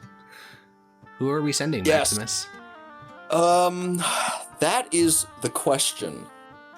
I'm very glad I have 2, because I potentially want to send to Galenus himself, but I'm worried he has some way of preventing that. Due to some nonsense with, however, he might have stuff to prevent him being, divined upon or whatever. Makes sense. There's a lot of ways to Mind prevent shield. sending. Yeah. Mind shield, ring of um, mind shielding, anti-magic zones. Yeah, lots of ways to do it. I do have a Guards and awards, private sanctum. backup person. I mean, you know lots but- of people in the Horatii. Yeah, that's You know Mark Agrippa. You know Yeah, I have- Escalatus. You know Marcellius Bologna, which was the consul militum of the south when you were there. You know lots of people. Where's my list of people that I have? Galenus Marcus Agrippa, is he one of them? Yeah, he is the legate of the 6th Legion, which Yep, that's has what I've already come written out in down. favor of Galenus. I also have a guy named Immunus, Praetor for Logistics on the Plains. Yep, he's in Nasius. Okay. And all I think those Immunus is a rank people- though. Oh, Yeah, I'm pretty Immunus. sure. Oh, Immunus maybe. is a rank. That's I fine. don't know why I wrote it down like that then. That's weird. Well, because he has a Uh, military rank and a civilian rank, maybe. I don't know. I don't know. Marcus Agrippa would have direct communication with Galenus, probably. As far as you know, both of them are stationed at Kujva with the overwhelming majority of Methoja's army. Fantastic. I'll send Marcus Agrippa. Okay. All right, and I have my message prepared. I just have one question about it. Yeah. Which governor did we give the cloak to that gave it to Tullius? The governor You want a of name, I assume, yes, or can I give you the place he rules? the place he rules. Transat. So No. long as Wait. No. 1 sec. I almost said the wrong answer. It's not Transatlia. It's fucking wherever Tarako is. Cisatlia. There we go. Okay. Cisatlia. is it still the same guy? It is. Yeah. It's. I found his name as Alright, well. cool. Hosius Agrippa Spurius Canidia. Yeah, that's too fucking long. I don't have enough words for that. Based. Yeah. Cisatlia, or you could just say Tarako. Same shit. That one's easier to spell, so I'm gonna do that one. You're gonna misspell both of them, so I don't know why you're worried about Yep, it. but That's rude. Tarako is easier to misspell than Cisatlia. I don't agree with that, but that's okay. Well, it's easier to write down, and that's what I've written I down. don't think that's so- true either. But maybe not. I don't know. Who's to say? Okay. I think this comes in under the word count. 1, 2, 3, 4, 5, 6, 7, 8, 9, 10, 12, 13, 14, 15, 16, 17, 18, 20, 21, 22, 23, 24. Fantastic. I will send him. Cloak comes from Tullius, was given to him by Governor of Taraco, have been ordered stay put and ignore any other messages, orders. Well, it's message, any other message, comma, orders, question. You are lucky. Grammar does not contribute to word count. Yeah, the reply will come. This was known. Tullius and his ilk will be eradicated. Legions on the move for the Emperor.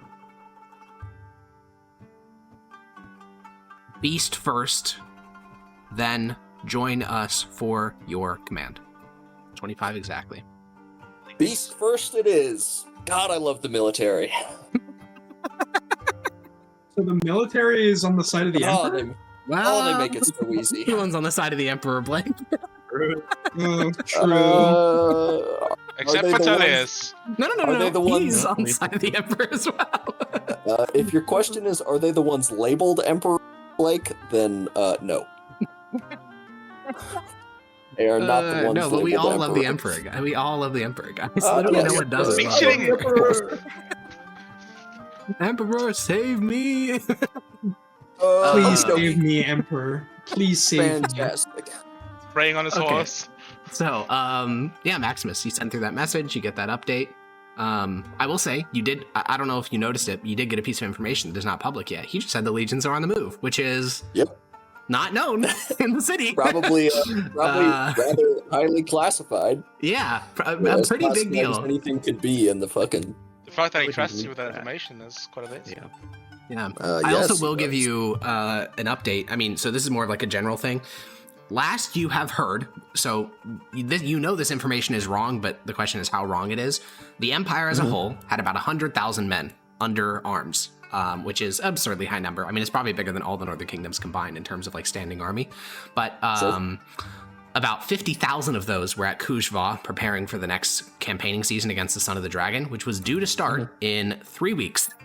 So if those legions are now marching west, that means Lubelski and Kujvasko are fucked because they're going to have like barely any troops defending them. The other 50,000 are spread across literally the entire empire because these are legions that are reforming. These are garrisons. There is no alternative army to the Great Army on the Plains because over the last couple years, I don't know if you remember this, throughout this whole campaign, the Plains has been getting more and more centralized. Like the guy who died, the governor of Transplantar Solaria, he was named Commander-in-Chief of the East. Like, there's been this increasing centralization of all Plains efforts under the Department of War.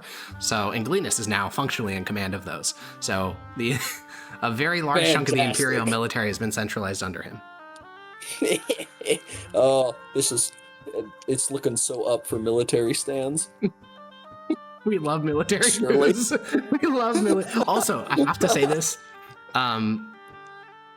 This would probably come up in like broadsheets, like tabloid type writings, but Aurelian Domitus Sol, the first emperor, he was stationed on the plains when the Republic still existed. And the way that he became emperor was he marched with an army westward and defeated the Republican forces and then took Mythos by force and declared himself emperor, which is very similar to what Letus is doing with 50,000 men.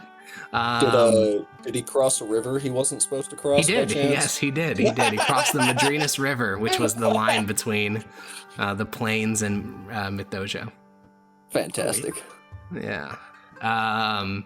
So there's a lot of parallels to what happened then and what's happening now. There's something about something about these plains that encourages charismatic generals to try to carve out authority for themselves.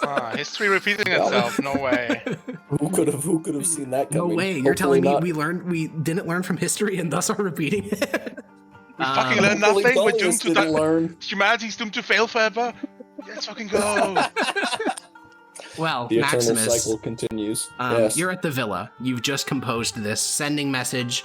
Elsewhere, Grania is researching. Premius is on his knees at a chapel, not anywhere else. Zednius is still trying to...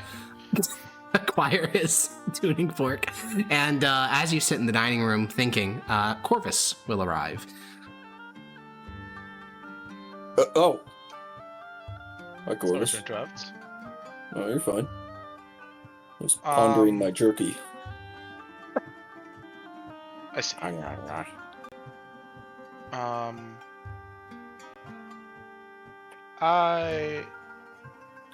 have a little bit of a request that I Alright. think is going to increase. I need funds. I'm not gonna beat around the bush. I need funds, a significant amount of them, but I think it will improve my personal combat effectiveness significantly. I need 2,000 gold for armor. That is jerky. Yeah, I swallow a big old glub, take another Yeah. bite. Now, Maximus, you could equip. Well, you could basically raise an entire century with that much money. No. You remember the last fight? How it went? How I nearly died, or how I did die. This would make that so much safer for me. Dex save stand up. imminent. Sorry, what You did you made say? your choices with the way that you've trained yourself. I did too. I have to live with my choices. Now so do you. And in fact, not only am I not going to give you the 2,000, but I need the money you owe me. Preferably before we leave. Huh? The money you owe me. Wait, you do owe me money, right? Let me consult my ledgers. Yes. I believe. You think of the other guy that owes you money. No, I think both of them owe him money. Yes. Yes. 675 gold by my count. I don't have it. Dumpstered. He just doesn't have it, Lamau. I don't have that much gold. If I had I don't have a stipend like premiers. I don't get gold, and this job doesn't pay at all. You're a wizard. Well, don't wizards have ways of making astounding amounts of money quickly? I mean, shit, you can cast magic for fuck's sake. Go, like, build a nobleman's house for him or something. Yeah, and then I won't be combat able to do any combat for like a month or so if I do that type of stuff. I've been dedicating my entire ability to do anything to the mission. I've been spending my time not doing any side gigs for my own money like Grania did. I was researching my own spell to get more effective in combat, which you saw on the plane of water. I was researching to find out more about the glyph wards, and I was trying to make as much progress as possible towards achieving our goals as judges. I didn't have any time to make money on the side. I've been dedicated to my job, if nothing else, and I understand that I made my choice to not use armor, to use my magic. I don't see how those two are mutually exclusive. Zednius wears armor, so does Premius. They do indeed. And Alright, I won't demand my own gold back, but 2,000 is just too much, and I don't have as much as I once did. 2,000 is a hefty sum. That's nearly half. That's nearly half of what I have left. It's just that isn't how he gets Previous' last payment. it's just too much. I get it. Maybe if I well, even then.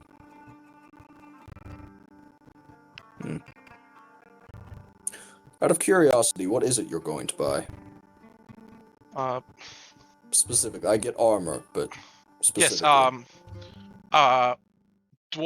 Golden era dwarven scale mail made of mithril scales that makes you immune to fire. You know, when you put it that way, it does sound really cool.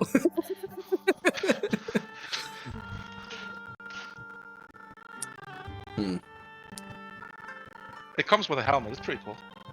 But yeah, Can Maximus, Comes with a helmet. can Maximus wear it on? It does come with a helmet. It does come with a helmet. I'm just saying, it comes with a helmet. Incredible. What if you buy it for me instead of Corvus? Because fuck the wizard. Well, you have the same problem that Corvus does, which is he doesn't know what you're gonna do. Well, I have the history of paying him back That's consistently. it's not a money problem. I don't think it is, anyways. All right, I have a compromise for you, but we need to go see Primius first.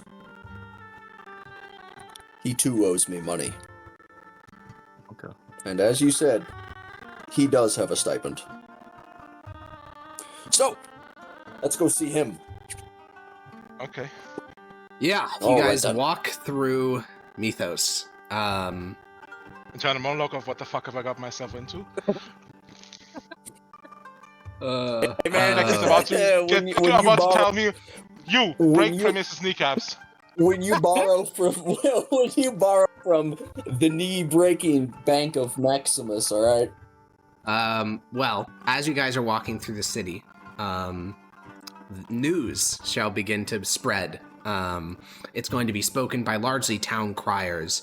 The rumor is that the legions at Kujva are marching on the city of Patricia, which is a part of Transpontar Solaria. And That's where that the edict is from. that is the Edict of Patricia. Yes, yeah, named after that city. But yeah, the rumor is that the legions are marching on that, and that Galenus is openly defying the Emperor's peace. That is the rumor. And the city seems to be kind of low-key panicking. You can see shopkeepers closing up early for the day.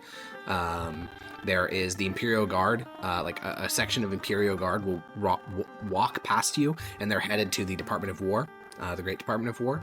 Uh-oh. But yeah, we're headed to a shrine. So you guys make your way to Prometheus's. Mutter under my breath, that was fast. And you guys make your way to Okay. Prometheus's favorite shrine in the city. Prometheus is located at a shrine to Aurelian Soul, the Unconquered Flame specifically. Gods have many epithets. Aurelian Soul has a disgusting number of epithets being like titles, essentially. Aurelian Soul is the Divine Spark, the First Human, the Unconquered Flame, all these different titles. But one of the more popular ones amongst, well, the most popular to Prometheus, the one that he always goes to, is the Unconquered Flame, which is the aspect of Aurelian Soul that never surrenders even in face of guaranteed death. That is the shrine he always goes to. So you guys walk into the shrine. It's very small. I mean, there's like a single circular room, and there is only one statue in it. Unlike bigger shrines, which So have there's a lot statues. of people praying. No, it's a very, when I say small, I mean like really small. Like there's not even statues to the various great saints or even like things like that. All that's in this shrine is like a circular lower area with a brazier for offerings. Then at the back of the room is a 15-foot tall golden statue of Aurelian Soul. He is covered with wounds and injuries, but he is holding a flaming sword. Prometheus is kneeling before it on a rug that like makes your legs all scratchy and uncomfortable. And a single priest is lightly tending to the brazier, keeping it lit. Alright. Walk in, see him over there, walk up to him. Prometheus, if I may interrupt for just a moment. I'll sigh and look up. Yes. I need my money. Prometheus, in this holy place, he is hassling you for money. I'm asking him for my money. In a holy place! Okay, and We'll talk about it later How later? when I'm done with my prayers. Will you be done at the end of the week or the end of today? The end of the year. I'm done when I will be done.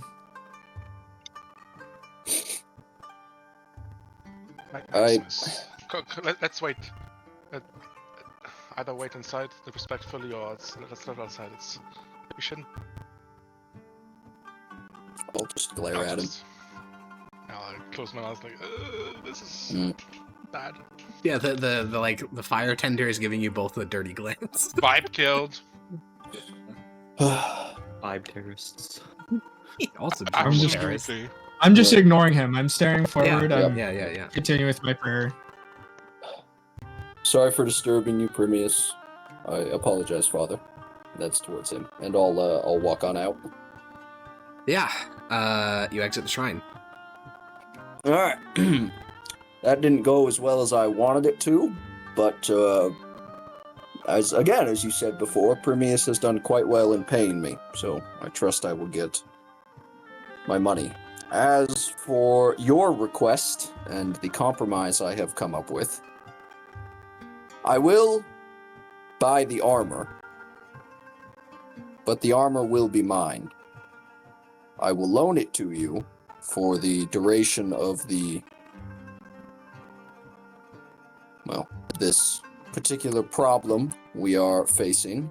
And if we continue as judges, it will be yours to borrow for as long as we're together, but it will remain mine.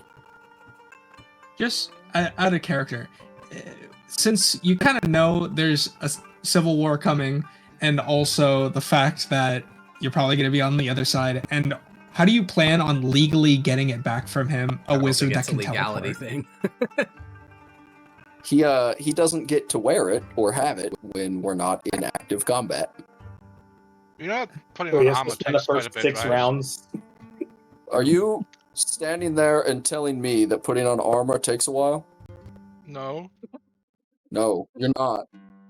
Good. I would never. I That just, would be stupid. I just wanted to make sure, because you're right. That would be incredibly stupid.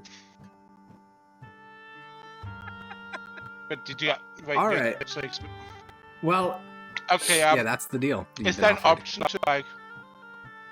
Is there an option to pay it out, buy it afterwards? Like, off of you, if I ever have the money for it? If you have the money for a full one-time payment, yes. Yes. What is this, a car? What, that's With interest. No interest. The Bank of Maximus is very generous. I will say, The honestly, Bank of Maximus does not charge you interest, are which I think nearing, is like- very generous. it is very generous because you're nearing such quantities of money that I think like you're borderline starting to violate like financial regulations in the Empire. Like you're lending such large quantities. I mean, it's still interpersonal, so you're fine for now. But like, there will reach a point where the Department of Coin is like, "Hey, stop! You're giving people too much fucking money, and you're breaking our monopoly." Am I kind of getting away with it by not charging interest? No, that doesn't get away with it at all. It's that the quantities are too small Oh, for them alright. to care. Okay. And Aldo, does lending someone a personal item with the option for them to buy it back all at once? Are That's a we in the loan, legal yeah. weeds But again, here, or it's is that... the quantities that are alright. too small. All right, cool. The Empire, basically, its thought on this is that senators want to make money. They like making money a lot. So the Department of Coin lets them Yep. make a certain amount of money outside of official channels. But if, for instance, like a governor, because they have insane amounts of resources, starts issuing personal loans to people at like competitive interest rates, that's when the Department of Coin comes in and says, nope, you need to stop that. You are now like undercutting our national level monopoly. Okay. So anyways, yeah, you return home, and it sounds like there's nothing else that can be done today. Zednius is waiting on the guy for a tuning fork or for Tullius to contact him. You guys are waiting for Primius to finish his worship, which is going to take several days. Unless Maximus wants to go and buy the armor right away. But it's his choice, obviously. Oh, did you say yes? What? Did you agree To the loan conditions? thing? Oh yeah, of course. Oh, all right then. This one was employed to get a fuck ton of money over you. I actually think this is useful for combat, and I'd rather have it under conditions I might not find optimal than not have it and fucking die. Yeah, that's fair. Okay, you head to the Department of Magic. Corvus goes inside with 2,000 of your gold and purchases the item. We're gonna have to do some funkity bullying. First off, can I pawn off that one odd bar so that we have nice even numbers for the rest of this time? That one Yeah, I'm just thinking about something. diluted one.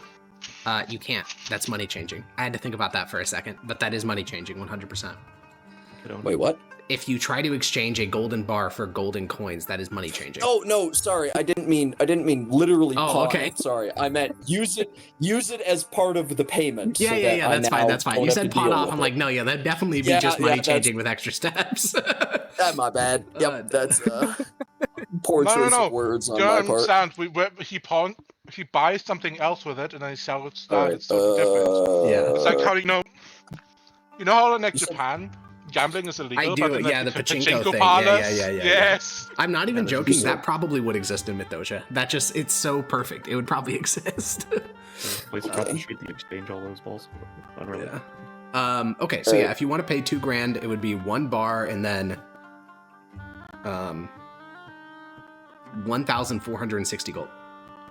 Holy shit. That odd bar is how much? Just for my own math. I see what you're asking. Yes. Give me a sec.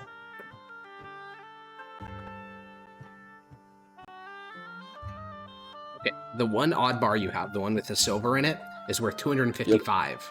So if you wanted to use just that, you don't actually have enough coins to cover it. So you'd have to use the odd bar and a pure bar, and that would get you to that, and then you'd have to pay. I'm using. They're 540 each, right? Yeah, The so bars? if you get 1 pure bar and 1 odd bar, then you'd pay 1,200 in current coins. Yeah, I'm just playing with 3 full bars, 1 odd bar, and then 125 125 Yeah. gold coins. Perfect. Yep. So now all the bars you have remaining, Cool. which is 6. No, 6. 5, because you paid 1 How on about I pure. cover that yep. 125? How about I cover that 125 in pure coin as payment on my loan to show you my goodwill? Okay. No. Based. Okay. All right, then Maximus subtract 125 No. gold. You now have 6 pure bars, and Corvus owes you $2,000. 5 pure bars. Yeah, you have 5 pure bars left. Yeah. Yep. You said 6. Oh, gold. He doesn't Wait, actually. I'm sorry. How much do I actually owe you, Maximus? Because You now owe me a grand total of 2,675 gold. How much does Permius owe you? Okay, so 675 in coin. 1,500. Wow, nice. You can pay the 2,000 back in. It doesn't need to be in bullion. It can be in literally whatever. Wait, correct me if I'm wrong, but isn't the 2,000 only if he wants to buy the armor? It's not actual debt now. Correct. Yeah, because I don't actually have the Yes. armor. Okay, Yes. just That is correct. Yeah, I didn't have it properly noted down on my sheet. How much I owed, so that I I see. just made Yeah, sure yes, that I that's write nice, it down. you know? 675 with an option for 2,000. And other news, Hakon, Oh, Yeah. Thanks, Alex. You're welcome. What's up, do you Hecko? remember? I remember lots of things. My uncle. And then Yeah. and then we need to go to the barrister to get that all legalized. Yeah, you can go get that legalized. Yeah, Oh yeah. Sure, what about your uncle? Do I have a contact address for him to reach him under mundane, in any mundane ways? Because Yeah, you do. He's completely tapped on spell slots. Yeah, so the way it would work is you have a shared, well, technically not shared, it's his P.O. box in Zuri, and you would send a letter to that P.O. box, then the next time he checks, he would find it. You would also write this in, like, code, you would also not put your name, yeah. Yeah, I'm doing the necessary steps to stay as secret as possible. And I'm asking him, what's happening? Are we involved? If so, on which side? How can I help? Should I get ready for anything? Okay. And with all that, the first day of the long rest comes to an end. Wow. Eventful day. A measly 2 hours. This is why we're going long, by the way. This is why this is the last session. Oh Potentially. yeah, and can I also get just a mundane shield? Yeah, sure. How much is that? Free. Or do I get it because of the edict? Okay. Not from the Department of War, just from like random. Like you're just gonna go to a random shield bearer and be like, "I'm a judge." They'll be like, "Oh, okay, here you go." It's just so cheap that it's not worth arguing about. Okay, so second day of the long rest, you guys will all awake to the sound of town criers. It is literally the crack of dawn, but there is noises all across the city. The shrines with bells are ringing them. The ones that don't have fire, like braziers set outside of them, because there is an announcement of severe religious importance that is being spread across the empire. The emperor has issued 2 edicts. The first is the Edict of the Heir. The new heir to the empire has been declared. Since the death of the previous one, there's been a search ongoing within the imperial family for who the current emperor believes will be suitable. Primius was very briefly on that list, but never got contacted about it, so it seems as if it wasn't him. And the announcement will come that, well, I think you guys will hear the racket and eventually, probably one by one, I would imagine Maximus first, but eventually each make your way to a crier to hear this news. By will of his imperial emperorship, Aurelian Invictus Sol, the new heir to the empire shall be, by his imperial and divine decree, Tullius Gallius Marcius Perusian Verusian. He is to be the next heir to the empire when Aurelian Invictus Sol ascends to the Tranquiline Halls.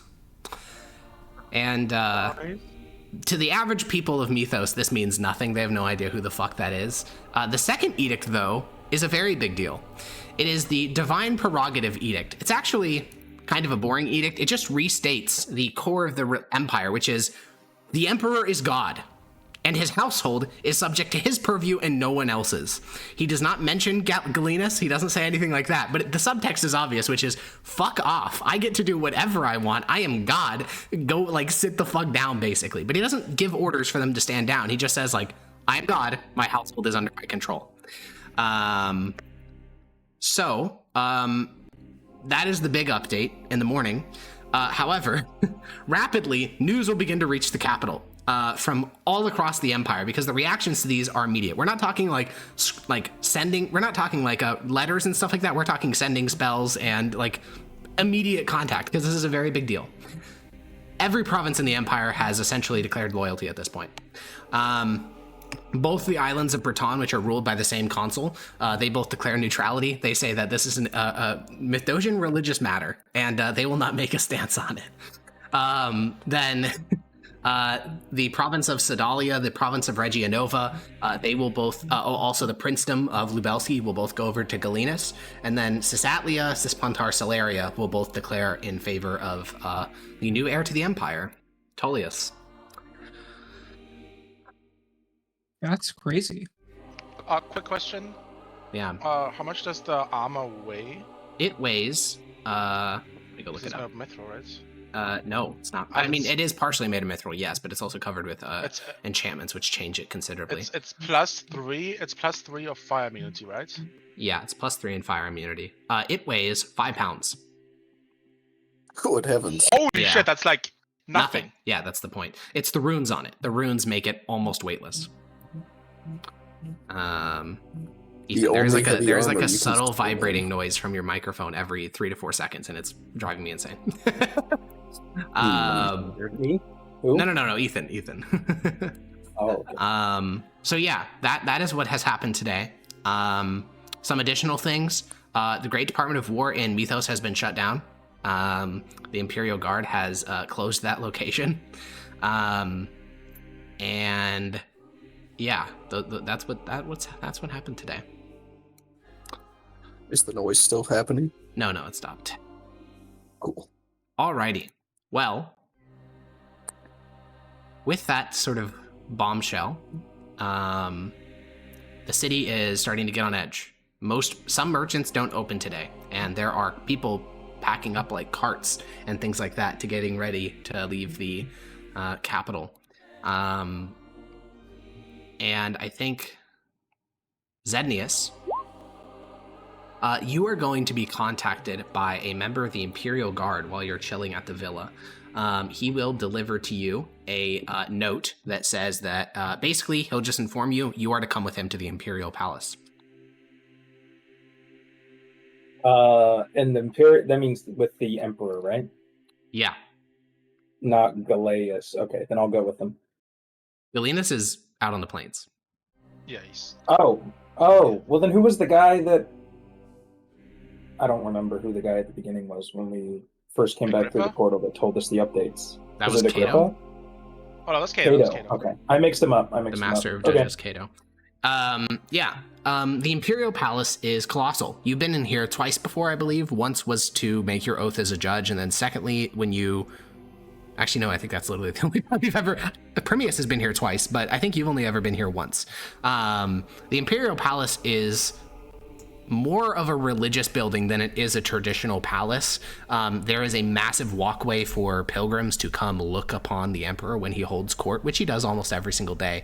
Unlike, the city-state's invincible overlord, who often hides behind like layers of bureaucracy, the Emperor allows himself to be seen on a very regular basis. He is a living god that daily gives miracles. We don't talk about it much because it just isn't relevant. Like, this is normal practice in the Empire for the Emperor to give miracles to pilgrims who come and visit him. Today, you do not enter through the pilgrim entrance or the servant's entrance. You enter through the main entrance, which is a double doors that on the left depicts one of the first acts of creation, when Aurelian's soul descended from the Tranquiline halls and lit the first flame. On the right panel, on the right door, it depicts Aurelian's soul handing a blade down to Aurelian Domitus' soul and beginning the death of the Republic and the birth of the emperors. The Imperial Palace is easily the most impressive structure you have ever seen in your life, and probably the most impressive on the planet. This is almost 3 emperors worth of wealth concentrated into one building. As you walk through this hall, you see statues, paintings, mosaics, and more by some of the Empire's most famous creators. Some of these statues are made by people who are so famous their statues are sold on other continents, like in the West. There are murals of both religious and military and history. It depicts the absolute supremacy of the Perusian family. There is depictions of all 3 emperors in all of their greatest moments. These halls are almost living art pieces, less so just functional architecture. And every inch of it is currently crawling with Imperial Guard. The Imperial Guard number about 500 to 1,000. Their only job is to be the direct military force of the Emperor. They are not religious. They are purely based on sort of like a civic loyalty. And you will be led through these corridors that are crawling with people. Like, there are people from the Department of Coin, from all sorts of different walks of life, even 1 or 2 from the Department of War that have probably defected to Tullius's cause. And eventually you are led into up a staircase, up another staircase. You didn't even know, like, these are rooms you've never even considered. Like, the palace is just so fucking big. And eventually you are led down a long hallway past more mosaics and statues and art into a war room, which you didn't even know the palace had. This room is massive. It is like 180 feet long, huge arched ceilings, massive 2-story windows that give a view down onto the courtyard approaching the palace. There is a war table in the center, about 25 feet long, that depicts Eastern Valeros in excruciating detail, carved into the wood itself. Clearly, this has been a room that has seen a lot of activity in the last week. There are little counters, like little wooden figures placed onto the board representing probably every single army they know about, even up in like the Delian League and things like that. There are naval forces, land forces, mages, little special notes like written onto pieces of parchment and placed onto the board. It is incredibly active, but at the moment it is largely empty. Tullius is there. He looks the same as always. He's not wearing some grand new fancy clothing. He looks the same as usual. He's leaning onto the board looking at the core provinces of the Empire. And as the Imperial Guard enters and bows, Tullius will glance over and he'll give you a smile. He does not look tired. He looks fucking thrilled. He is like smiling the easiest you've ever seen him smile. And it's not one of those fake smiles. He is fucking excited. Oh, yeah. He doesn't look like he slept in a couple days, but that is not impacting his mood at all. As you enter, he'll wave you over and say, Zednius, come here. I'll quickly make my way over. He'll give you a hug. Oh my gosh, that's the first time he initiated one. I'll hug back, of course. It is a good day to be us. I assume you heard of the edict. I did, yes. You'll notice there was a change in plans. I had thought we'd have to make things bloodier than they ended up being, but this is so much better than I could have imagined. You wanted to talk to me. I'll share any information I can. What is our priorities right now? Is it still the beast, or my priority? Your priority is still the beast. We need an empire to rule over, and I've read the reports from Aurelius and the like, and there are things to be concerned about in those mountains. I do not wish a creature from antediluvian old destroying the empire while I'm trying to rule it. So you'll deal with the beast first and then return here. You don't have much strategic experience leading militaries, so I'll likely put you into one of the legions to serve on the front lines. As you can tell, war is coming, but I don't think it'll be a long one. The main thing I need Goliath is not a big threat? Oh, he is, but I'll make sure it ends in a battle or two.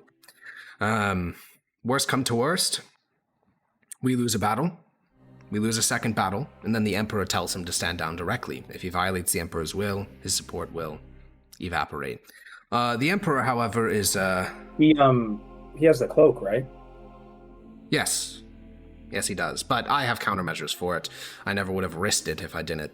I suspect he'll use it, but they don't have well-trained assassins in the military. They're not exactly known for their subterfuge. Even the military intelligence arm was subverted by the Frumentauri, intentionally so, I might add. No, your chief task will be to, amongst your fellow judges, figure out whom will be loyal to our cause and whom will not. I suggest you first employ a bit of friendliness, then feel free to levy threats. Any who join with Galenus will be subject to recriminations when the conflict is over. Death would be a blessing for them, actually. I think instead we will do forced labor, perhaps send them into the Deadwood to finish off the Necromortis, send them to the Son of the Dragon to have some glorious end. We'll make sure we get our use out of them before they're dead. I think, Tullius, it's going to be a bit of a hard sell. I don't think that any of them particularly have a very positive opinion of you. We know Corvus is with the Suns. I don't know where they... Well... You realize you're sending me in to agree. I am a strong fighter, but I don't know how much. Like, if they team up, I'm just one person. If you think that none of them can be swayed to our cause, that is sufficient. I think it's something we need to be prepared for. All right, then. What about the Imperial, Premius? His Emperor. Paladin? Yes. His Emperor? His Emperor is on our side. God himself supports our cause. Yes. So, bring him to our side. He's just think that the Zadnius, if you cannot bring a priest to your side when God himself endorses you, I would question your abilities of persuasion. I'll do my best. This is true. Yeah, it's... Well, then, Premius is like, I gotta do the right thing, and nobody trusts Tullius, so they gotta, I don't know. The others I've in never your met group, Tullius before. Corvus, we will make sure that he cannot leave the Empire.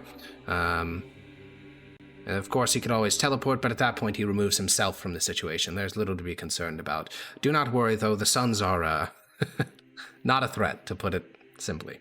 As for Maximus, I suspect he'll defect to the Horatii. We understand that Corvus is a wizard of the same circle as I am, and that makes him one of maybe the strongest half a percentage point of people on the planet. Yes, but wizards are only powerful if they allow themselves to be. If he supports the Suns, which, well, you and I both know that he will, then he deems himself irrelevant. There is no way the Suns will have any impact on this conflict. They will be watching from the sidelines, waiting for us to weaken each other, then to swoop in from above like an eagle to pick at the carcasses of those slain. The problem is, that will not happen. Galenus will die, his cause will evaporate, the Emperor is on our side, and then he too will die, of old age, of course. And then I'm going to be Emperor. I just want to make sure you're thinking everything through, Father. I understand that Do not mistake It feels my like you've won. excitement for a lack of planning. The Sons of the Republic won't do anything because they were never going to do anything. They existed only at the acceptance of the Frumentari. Since that little group organized as students 30 years ago, we've known their members. We know where they are. They're not going to do anything. They're an organization to attract young radicals to prevent them from actually doing anything of use. But Galenus in general, he's got a lot of supporters. I just don't want you to feel like I don't want to minimize the threat that is facing us. And what would you know of that threat? At all. I know that at least half of the territory support him. Yes. I've heard that he has command of the legions that are on their way here. He has command of 6 legions. There are 13. And yes, he has the most battle-hardened legions, but where do you think those legions' loyalty come from? Do you think it comes from some sense of civic pride? I assure you not. It comes from money. He pays their wages, he is a war hero, they trust him. But when they find themselves sacking cities to pay their salaries, when they find themselves condemned by their emperor and offered a way out with mercy and honor and a new career and a new state, well, defections are common in civil war. Aurelian Dominus only won the battle of the Romulan Gap because 3 legions defected to his side. Such a thing can happen again. And there are talks with the Son of the Dragon. That none of our sides will defect to his. I've heard he's quite charismatic. I am confident, yes, because we have God on our side.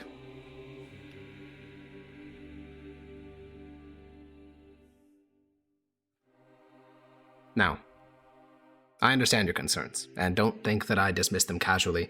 I have done essentially nothing for the last month other than think of these problems. The assassination of Galenus, I would have preferred it have been a success, but this was how it was always going to end. The military has gotten far too confident with themselves despite repeated failures in the plains, and there are backup plans. The Son of the Dragon has been contacted. The City-State has been contacted. The Delian League has been contacted. If we are willing to sign away some of the eastern provinces, we shall find ourselves with a coalition the likes of which Valoros has never seen. We will not have problems with Galenus.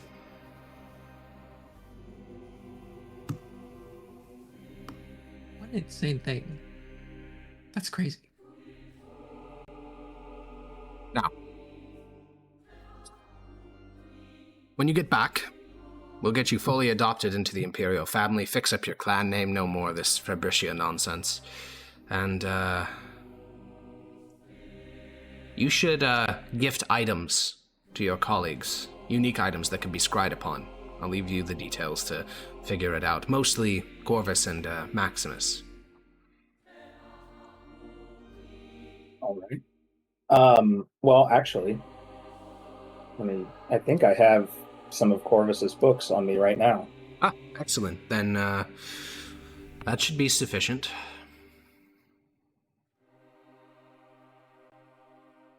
And I truly would not worry about the military situation. Military is a blunt instrument applied with little thought or cause. The Imperial legions are slow. Do you know how long it takes to march from Kujva to Mythos? I do. It takes about 3.5 weeks. In that time, we could raise new forces, we could bar off particular crossings, we could flood the Maggiori if we had to. Who cares about a couple of thousand farmers dead if it means stopping the legion's approach? There are ways to delay this conflict, and you must keep in mind, Galenus thinks himself a patriot. He will wait long months before he openly raises arms. So, go deal with the beast, catalog your fellow judges, and don't die. I'll need you in the coming days. Is there anything you can gift me to help on this journey? Perhaps funds or magic items? No. I've got an ability to be stronger with them.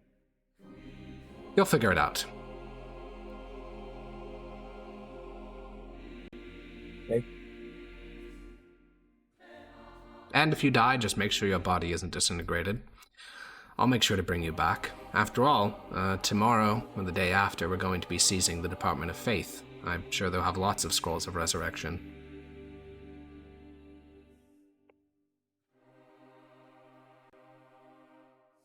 All right. He Where to looks get some around rest. he looks around the war room. We're going to be living here soon. Well, I guess I already am, but you'll be living here too. It feels... Well, it almost makes one believe in Aurelian soul. uh,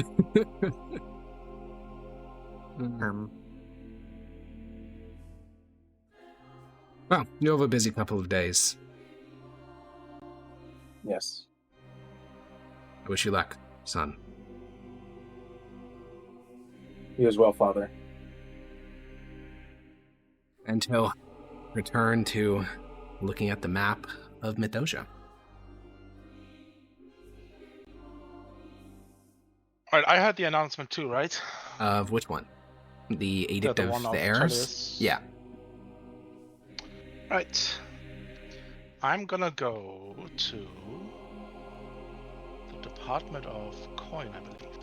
Okay. You head on over to the Great Department of Coin. We have been here, I think, maybe once in the entire campaign. It is a massive bank. In fact, maybe twice. It is the biggest bank in the world.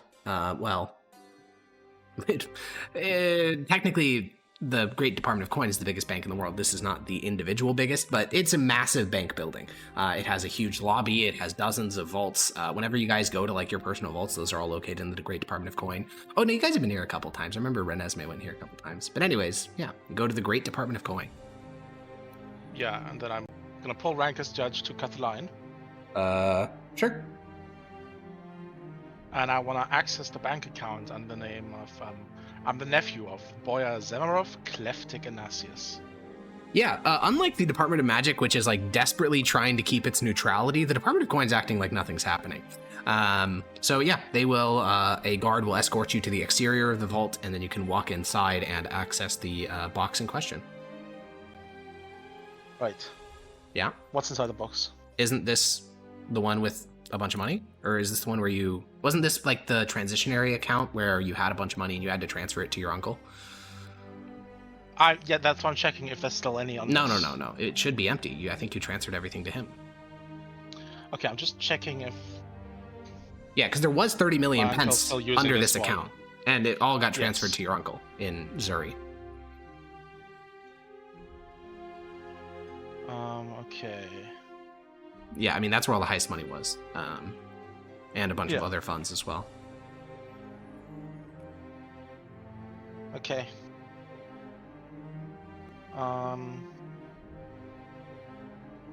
Right. I know of that. Department of Magic, next step. Okay. You make your way to the Department of Magic.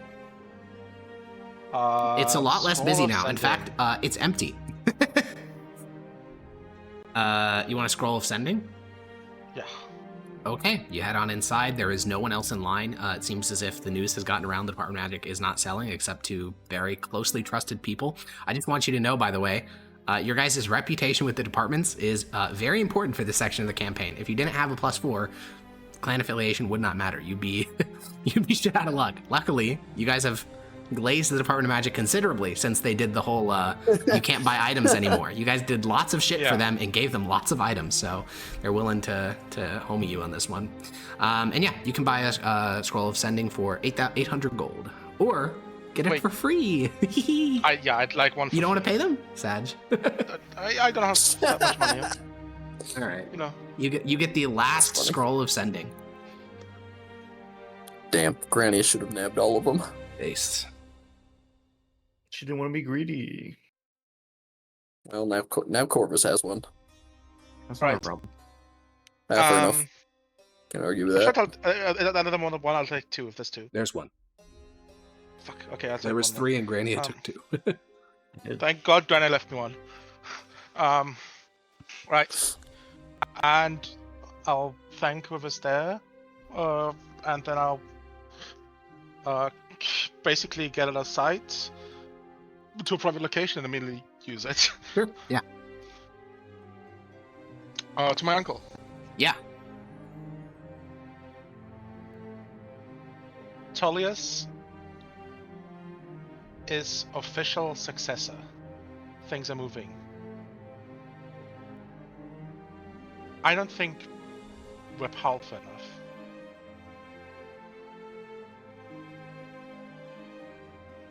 I think I might be able to make a deal with Zednis This is to get pretty our nuts. family out of it.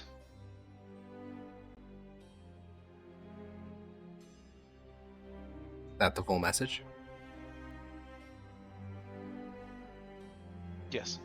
Okay. Give me a sec.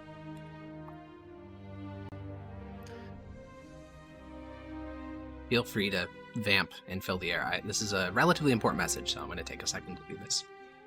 Yeah. Yeah, And I don't know why how you much tone think can be convincing conveyed. Premius is gonna be hard, bro. That's just gonna be. All you have to do is ask him, and he'll be like, "Yeah, I'm supporting the guy the Emperor supports." What are you talking Yeah. about? God said so, bro. God said so, bro. It's that guy. Yeah. And he doesn't know anything about the cow with Tullius, so he doesn't really have the suspicion that it's like foul play. No, it's literally just like, well, God said so, so. Yeah. But my idea was that if the money was still in the bank account, I wasn't sure if that was I wasn't sure anymore if that was the temporary bank account we used or if it was the one that the funds are currently in, where just I can still access it. If there was still in there, I would have tried to use that as leverage to be like, yo, you guys are about to fight a civil war. Money fights wars. We have a lot of funds. If you can promise me my family's safe. Unfortunately, 30 million is a drop in the bucket for the amount that's going to be spent on this conflict. Well, of course, 30 million is broken. But earlier, just earlier, you said 2,000 gold, which equivalates to 2 million. Yeah. Can Do you know how many men is in a century? 100? It is 100. The army marching towards Mithdosica. The military is 100,000 men. 50,000 is directly 100,000. 100,000 men. The I Mithdosica thought has it was the like world's 10,000. no. Mithdosica has the world's largest army by like multiple factors. Yeah, That's how sorry, they I can guess I'm gonna suffer. scale Yeah, off. that's how they're losing like thousands of men, tens of thousands of men in these battles with the dragon, and just keep fucking like tanking it. They're also one of the richest states in the world, which is how they can afford all this shit. Like they are the world's dominant empire. My God. Oh, jeez. So true. Yep, I Train? live near a hospital. Ambulance? Yeah, that's an ambulance in Germany. Okay. And all of Europe actually. They sound like that in Denmark and Norway too. Wow, thought there this must be a sounded lot weird of in France. ambulances. Trying to reduce this to 25 words is very hard. Yeah. Um, Flashback it is to a lot that of one Family ambulances Guy if bit you- about French ambulances. There is a lot of ambulances. I literally live like 2 blocks away from hospital, so I hear them a Monka, lot. he self-docs. Oh. Someone stop him. I work mean, at a if it- hospital. I live in a gigantic city and there's a lot of hospitals. Surely the one hospital Berlin has. Monka, bro. This shit can't be edited. Mods kill him. Okay. So my address is- no. Okay. Fuck. How do I? Only way, Sydney.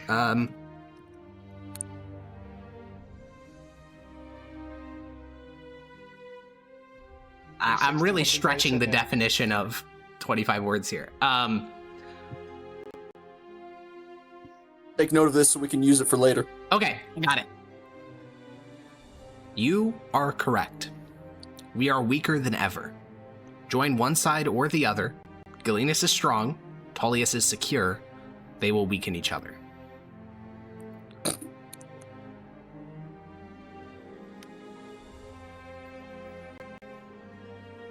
Wait, he said join any side as should or like? No, it sounded like he meant wait.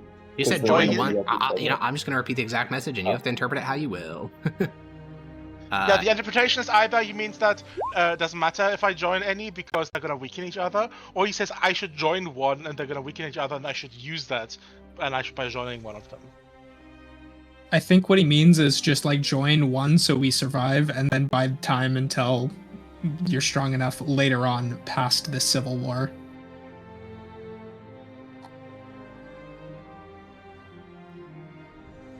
Yeah, I mean, fully out of character. Tullius literally said he's willing to sign away entire provinces to beat Galenus, which is definitely not something Galenus would be willing to do. So, that would certainly weaken the Empire if they like surrendered all of Transpontar Solaria, probably like Cispontar Solaria too. Like he's willing to sign away whole ass provinces to win this, so that would certainly be weakening. Oh no, I don't see it. Well, that's the I'm reply starting you to get doubt from the your Sons of the uncle. Republic. I'm starting to doubt whether they can actually achieve anything. All I've seen so far is my uncle and some loser student kid. It was Bogdy. He helped you hold me up. It's true. You, in Well, fact, there was Bogdy, but there's he's actually dead. been, well, and I was about to say, there's actually been Presumably. lots of other sects. It's just all of them got assassinated within the last year. Yeah. Yeah, like, we're That's done. why he said you're weaker than ever. All of them got fucking killed. By the Okay. Frumentari, or as far as you would guess. I mean, there was that one guy who tried to Tullius' kill you. side of the Frumentari, Yeah, Tullius' side of the Frumentari specifically. Which, yeah, it's poetic justice that the guy who tried to kill me and my family was the guy I hired as Severus. Like, I got into this whole mess. Yep. Okay. My next step is gonna be I wanna contact Zednius. Okay, well. Zednius, after going to the Imperial Palace, is there anything you would like to do before returning to the villa? Or are you going to look for Primius, or what's your plan, fella? I don't know if the connection between Tullius and me is made. I might go to the Department of Magic. Okay, you can do that. You still can't buy stuff because you have Verusian as your bloodline. Yeah, but I'm like literally the son of the heir. Are you escalating this to middle management? Yes, I am. All right. The moment you escalate to middle management, and the person is They just says, "Oh, you're a judge." But with Yes. the Edict of Patricia, we're supposed to support you. What is it that you'd like? I'd like to see the scrolls. All right. And yeah, they'll take you to it. The low-level clerks they were just trying to do their job and not get fired, but the middle manager is like, oh, no, we're supposed to be helping these people. Yeah, so they have a lot of scrolls on hand. I don't know what particularly you're looking for. I mean, they have some fireball scrolls. They got some damn fucking alarm spells. They got some... Yeah, I need some alarm spells. That sounds good. Okay, sure. You can get 2 alarm scrolls. Okay. Anything else that's maybe not combat related, but like handy to have? Oh, locate object. They have 1 spell of seeming. What's that? It's a type of illusion spell for physical appearance. Yeah, that's like super. It's like a super mass version of Disguise Self. Yeah. They also have Crown of Madness. They have Modify Memory, but there's a special note, which is that the Department of Magic can refuse anyone access to that if they want to. Yeah, that makes sense. In fact, that applies to Sounds all terrifying. enchantment spells. I'm gonna try and take it. Roll me a persuasion check. Okay. Hey, you guy with incredibly high persuasion modifier, roll a persuasion check. You can fail. It's a DC 20. It's a pretty hard one. Yep. They'll give you it. They'll give you the Modify Memory scroll.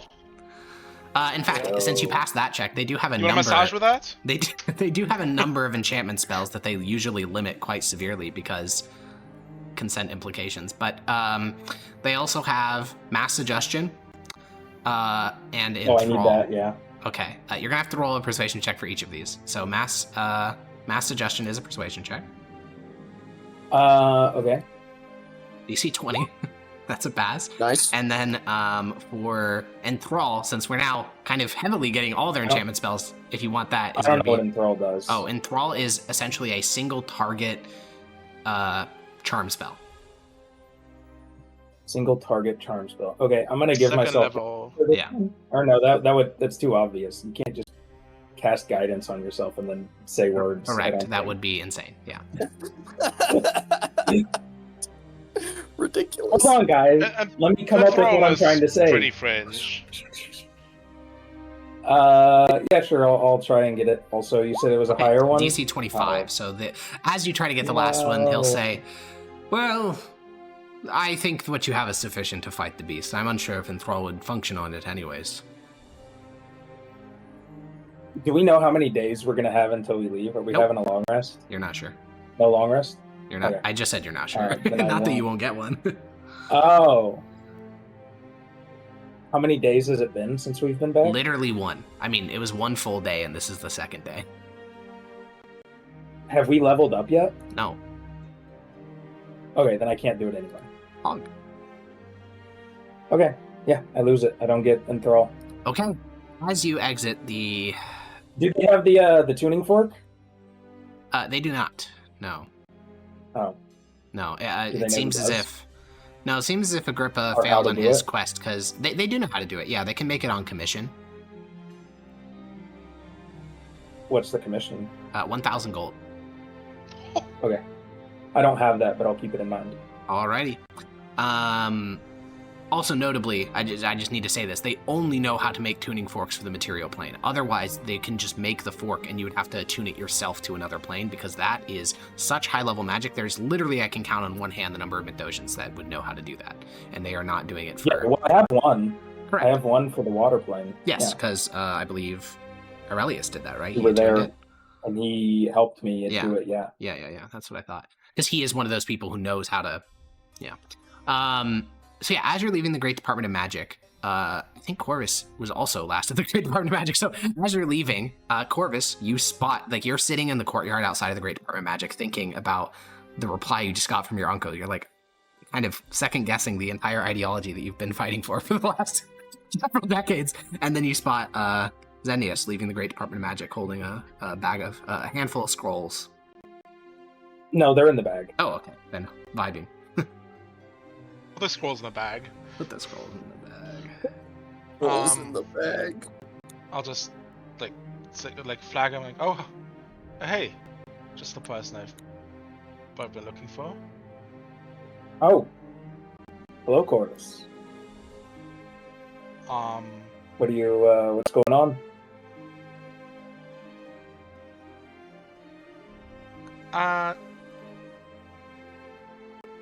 I think we should talk. Do you have a place where That we can do sounds so wise. privately? Do I? Yeah, let's go to our Permeus's house. Okay. Yeah, this time of day, it How is. good are we talking? Huh? Oh, I still can't cast that spell anyway. Never mind. Okay.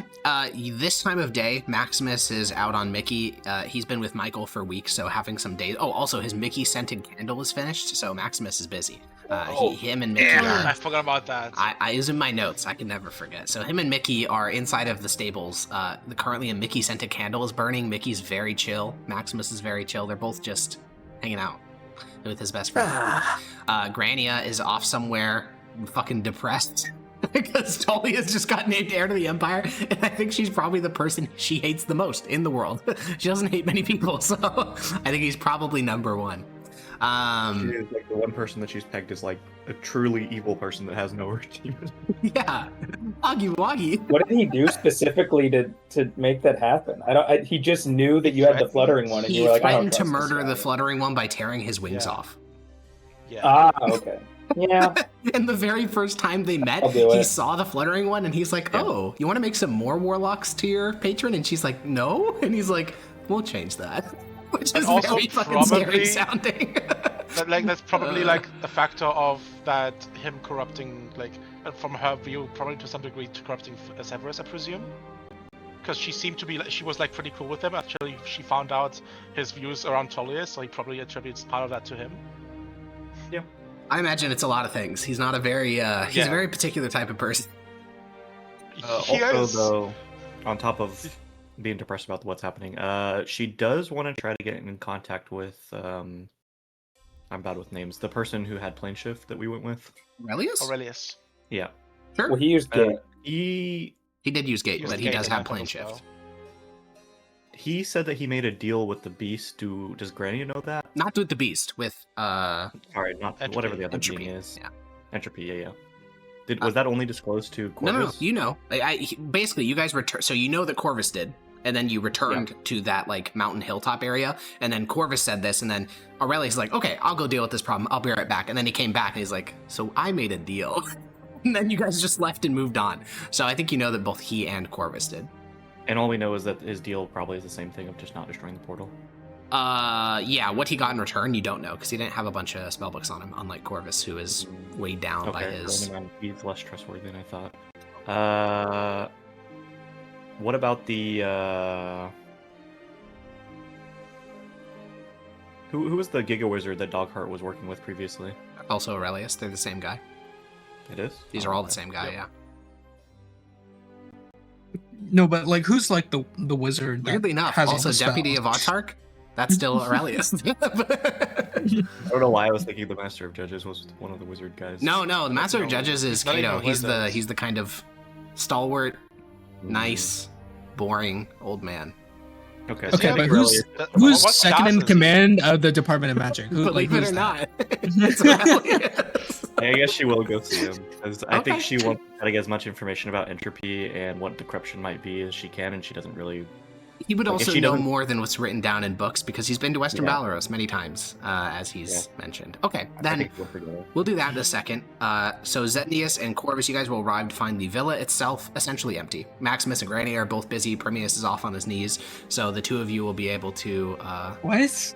Why'd pray. you say it like Because that? you're praying. Because you're praying. What else would you be doing? Oh, yeah. So Zetnius and right. Corvus, the two of you can sit down in the in the courtyard and have a chat.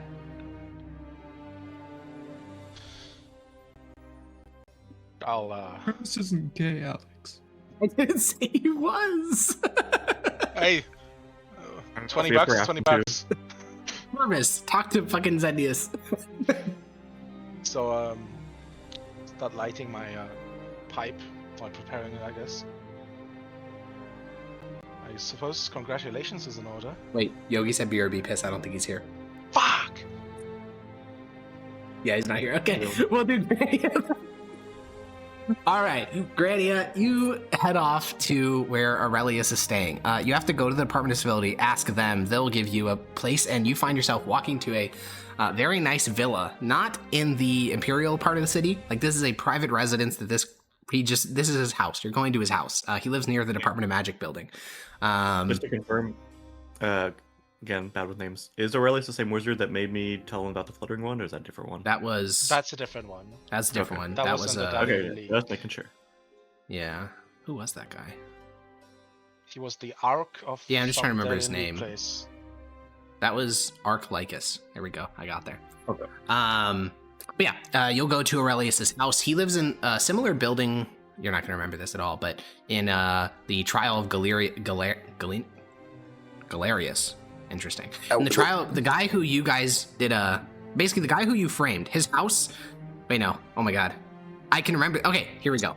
When you were framing that guy, because he betrayed the Department of Faith, you went to this random spellcaster's house, which was in a nice part of Mythos. It was like a brickstone building with it was kind of narrow. He lives in one of those types of houses. Aurelius does.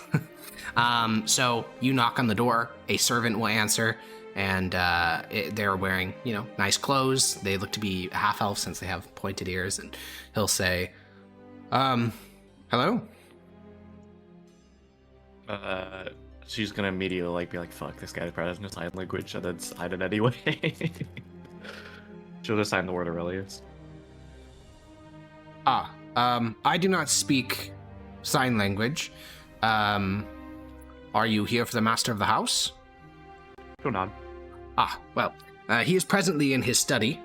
He has just gotten back from a morning conversation with the master of judges. I assume you are one of his colleagues. Go nod. Then, come with me. And he'll guide you inside. This first floor is sort of like a living room, kitchen situation. He'll guide you up to the second floor. There's like a living area situation. Then he'll guide you up to the third floor, which is the office. Aurelius is, a man in his late 60s, deputy autarch of the Department of Magic, self-made judge, essentially. He just went to the governor, the emperor is like, I'll help you out with this beast situation. Basically declared himself to be a judge of the empire. And he's been doing ever since. He is currently sitting by his desk. He is currently smoking a pipe, not really writing anything. He's just looking out his window thinking. So when the creak of the two of you heading up the stairs happens, he'll glance over and he'll say, Conrad, you can leave us. This is Grania, the judge I told you about. and the servant will nod and head back downstairs. She'll give like a raised eyebrow on like told me about. I mentioned to my family about you. You're quite young. It's the youngest judge I've ever met. She'll just kind of shrug, like that doesn't really matter to her. So? She'll sign entropy.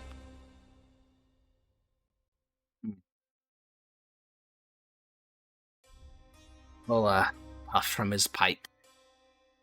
And then shake it, like shake out the pipe a little bit, and then blow out the flame and put it down onto his desk and say, well, what about him? Or it is probably a more accurate pronoun in this case. She'll sign like, what do you really know about it? Well, I have to ask the reason for your curiosity.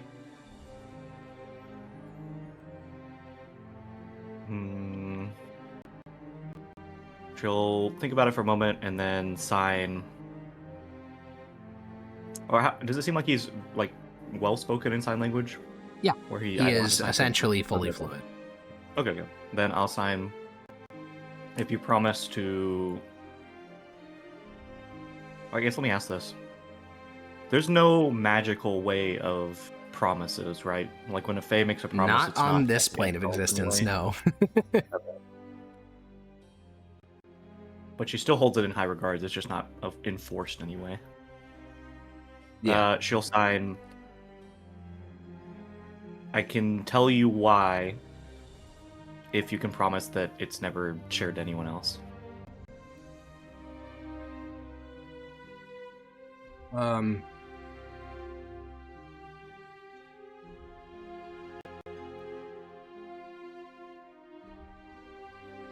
Let me ask you this then. I made a promise to that creature not to personally close the portal myself. Now, I don't think giving you information on how to do that conflicts with that promise at all.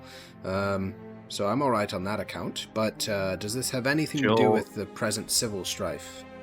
She'll interrupt while he's like saying this and say it had nothing to do with portal, nothing to do with the kingdom. We're in Mithdosica. Then alright, we can keep it between us. She'll nod. She'll sign. I don't know how much you know about me, but I'm not from here, as in this plane. My home is being destroyed by something, and it has led me to believe that that thing that's been destroying my home is entropy, something that has to do with him. Your home? She'll nod. Strikes up his pipe again. Well, it can't be the elemental plane of water. You didn't seem very comfortable there. Can't be the elemental plane of earth. You're human. Can't be fire. Could be earth, but you look a bit too healthy-skinned.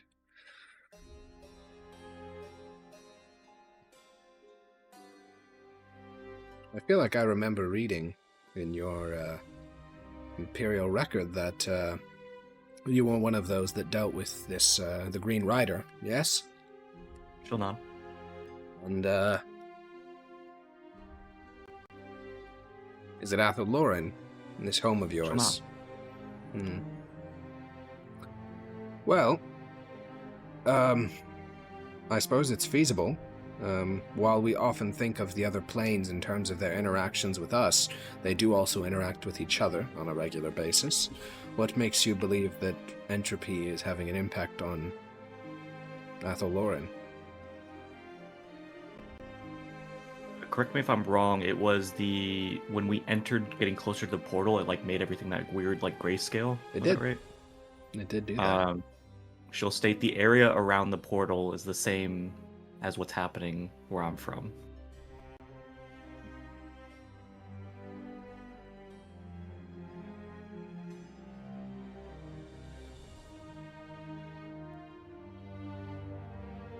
Well, you've been in the Empire for quite a while, correct? She'll nod. Then I see a problem of time. From my understanding of the limited conversation I had with Entropy, his access to other places is a relatively recent thing, within the last 2 years. Or perhaps 5. He hinted that the portal to Colonne Tempestus was not opened by him, but by the actions of another. This portal he did open himself, but only because of the beast weakening the... well, there are many words for it. One could be said that we are brought closer to the Immaterium. The point is that magic became easier to use in the mountains, so he was able to tear up a hole through space. If you say this problem has been afflicting yours for a long time, it seems as if the time does not make sense. She'll nod and say that's a part of the reason I can't say for sure whether or not he is involved is because time doesn't make sense at Athlor. You're proposing a type of almost time travel. It's not impossible. Obviously, chronergy is a field of magic. It's actually starting to be resurfaced. I was reading, I suppose it is possible. What other characteristics were there to this corruption in Athaloran? She'll sign the beasts I read, and she'll recall the story that she'd read about the person talking to people from different planes, and that beast resembles the exact same thing that invaded us. Oh. You were reading some Magus Hieronymus. That's good reading.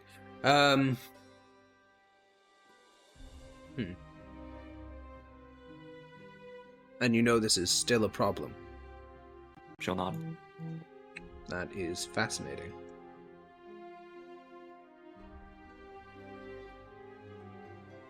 Well,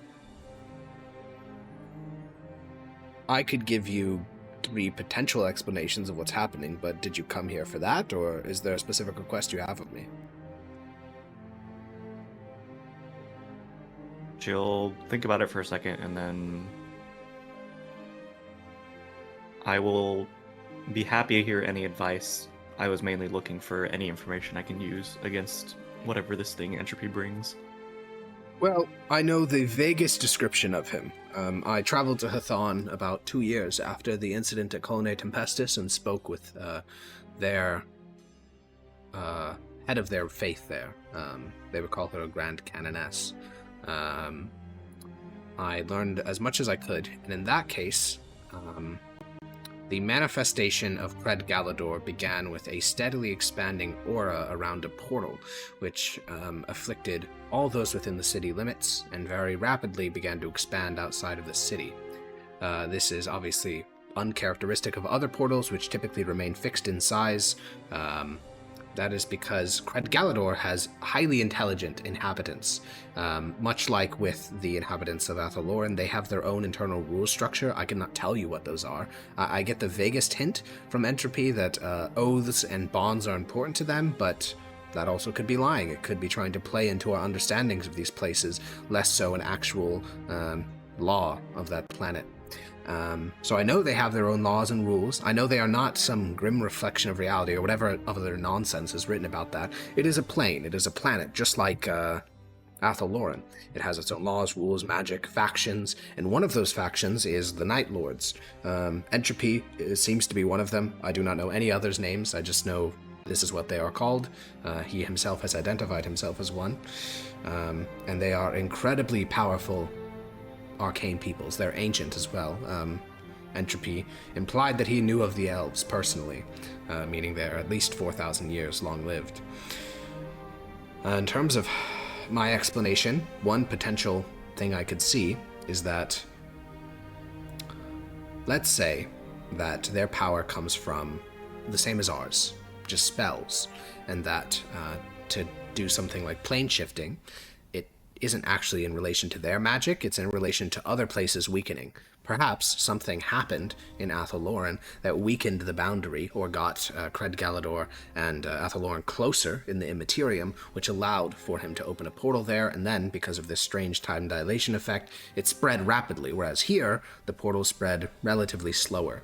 Now, frankly, the fact that it's still a problem seems odd to me, because, well, I can't even begin to explain the time effects of Athaloran. I'll leave that to you, but can you think of any event that could have weakened or drawn closer Cred Galador and Athaloran through magical means? I'm going to assume no. I don't think there was anything around the time when the corruption started that really made sense on why it came around. Have any big events happened that were impacted the entire plane of Athaloran that you could think of?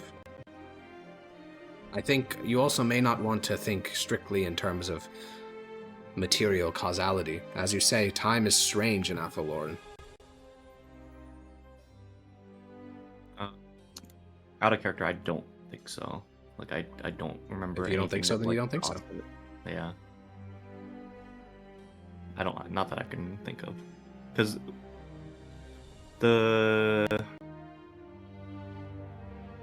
no, that was after I was on the material plane. Well, remember, this is Athaloran. Cause and effect may not necessarily be connected or in order. Could be effect then Could cause. just ask the fluttering one, no? Yeah, I guess I'll ask him while I'm here and see if he says anything. In terms of big things happening, well, the Green Rider got out. He had been in prison since the Elven Empire, so 4,000 years of imprisonment, and then he escaped. Corruption, obviously. Winter started on Athaloran. That's pretty big. Seasons take fucking eons on Athaloran, like a really long time. So that's kind of big. Winter was just starting to set in. Yeah, I think those are probably the two big things: Winter and the Rageful Jester. Here's some. She'll bring them up then and see what he thinks. Yeah, Aurelius will smoke his pipe for about a minute straight. He just doesn't really say anything. He's just smoking and blowing smoke rings, and then eventually he'll say, "Well, I can throw a insane theory your way if you're interested. She'll nod. What if cause and effect are happening backwards, and the cause for the corruption is yet to take place? Because we have corruption at its worst when you leave, some number of years ago, let's say.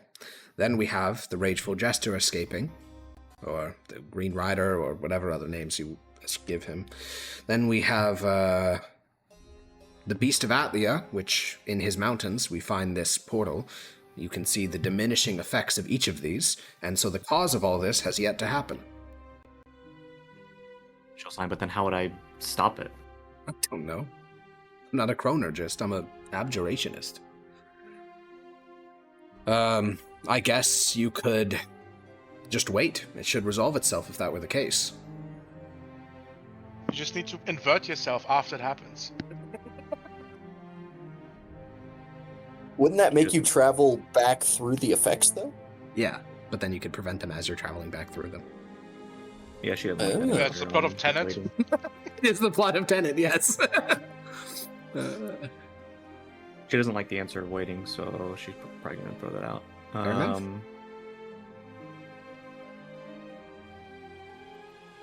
He could also be wrong. He literally just learned about this shit 5 minutes ago. Yeah.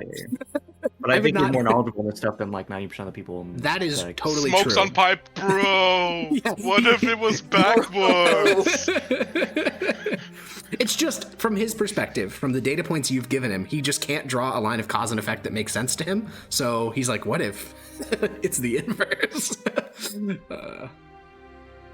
Doesn't make it any less valid, though. I mean, yeah, the things you can, I'll give you the data points he's operating with, and then you can kind of think about this. So he knows for a fact that entropy cannot just open portals to random places willy-nilly. He just can't do that. That's just not a power he has. Magic is different on Craig Galador. It requires certain conditions. So how could those conditions get fulfilled? Well, something would have to draw Craig Galador and Athaloran closer, How could that happen? Well, some big ass like magical effect, like a explosion, like some crazy shit. He can't think of that happening on Athelorn because you don't know of any instances of that happening. Also, something let the Rageful Jester out, so something had to happen there. So there's all these clear effects, but no discernible cause. Ergo, his explanation is it hasn't happened yet. But also there could just be a cause that you can't identify yet. That's already happened. Just gonna ask, do you think the Beast of Atlia is involved? How so? She'll sign. I think it feels coincidental that we're dealing with both of these beings at the same time.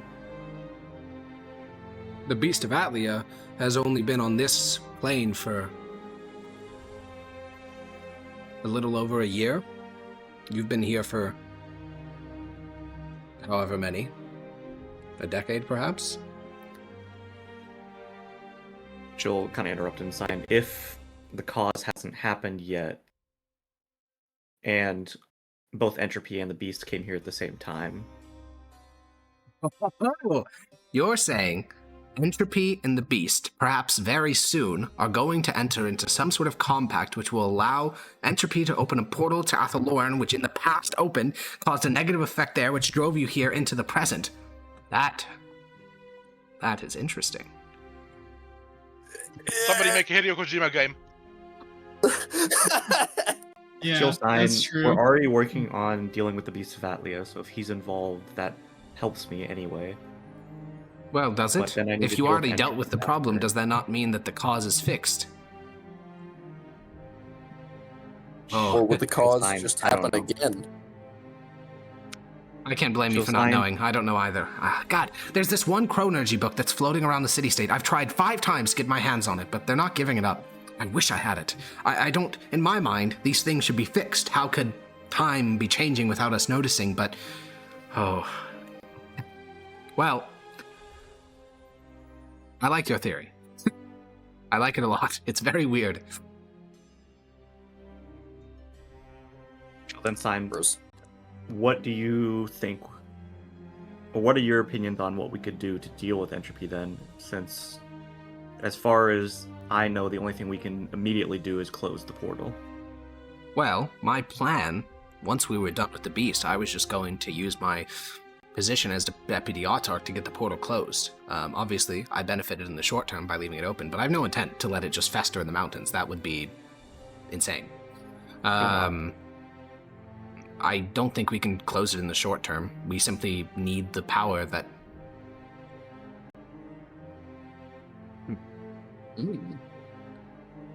She'll Do you kind of interrupt think- him and like, you don't have to disclose whatever you got. out of That's it. I assume fine. it's gonna Do you help us. think that...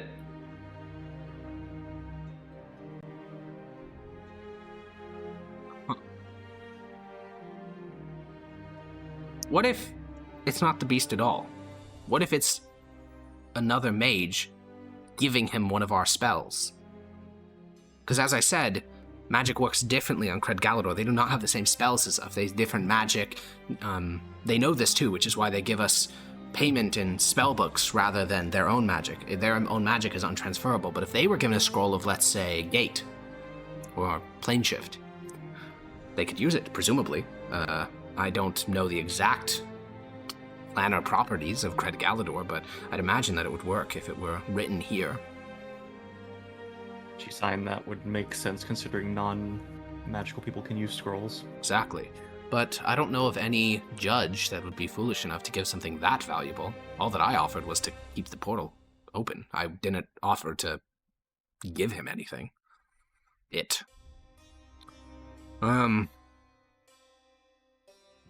Well, one thing we can do is keep a tight lid on... At the end of the week when we discuss how to deal with the Beast, I will make sure that judges know not to give anything to Entropy. Hopefully that can solve your problem. If it is a She'll compact... also interject. No one seems to be stopping us from dealing with Entropy at the moment either. Agreed. I agreed. I don't think anyone would be... If we were dealing with times before Colonnade Tempestus, perhaps there would be some mage in the Empire foolish enough to take him up on this, but no one in the Empire would be so reckless as to risk the lives of thousands for a small amount of power.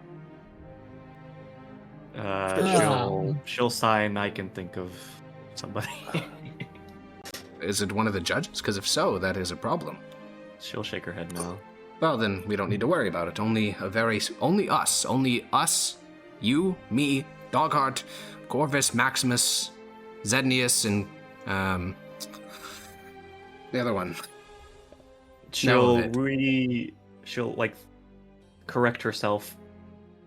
Technically, it does have to do with one of the judges. Well, but she'll just also sign, I promise this didn't have to do with the civil stuff going on, which you did. Well, seems like it may or may not be the case. There is another theory we could do, which is the cause has already happened.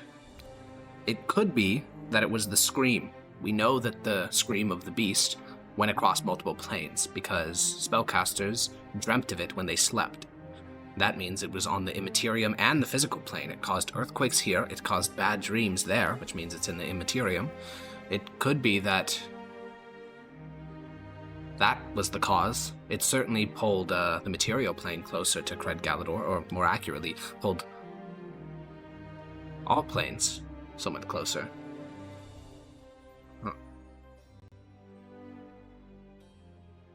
She'll sign, I understand you don't have any stake in this, but would you be willing to help further beyond what you've talked about?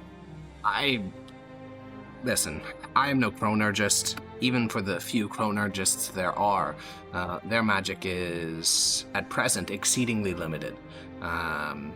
It's a old school of the elves, just now being rediscovered.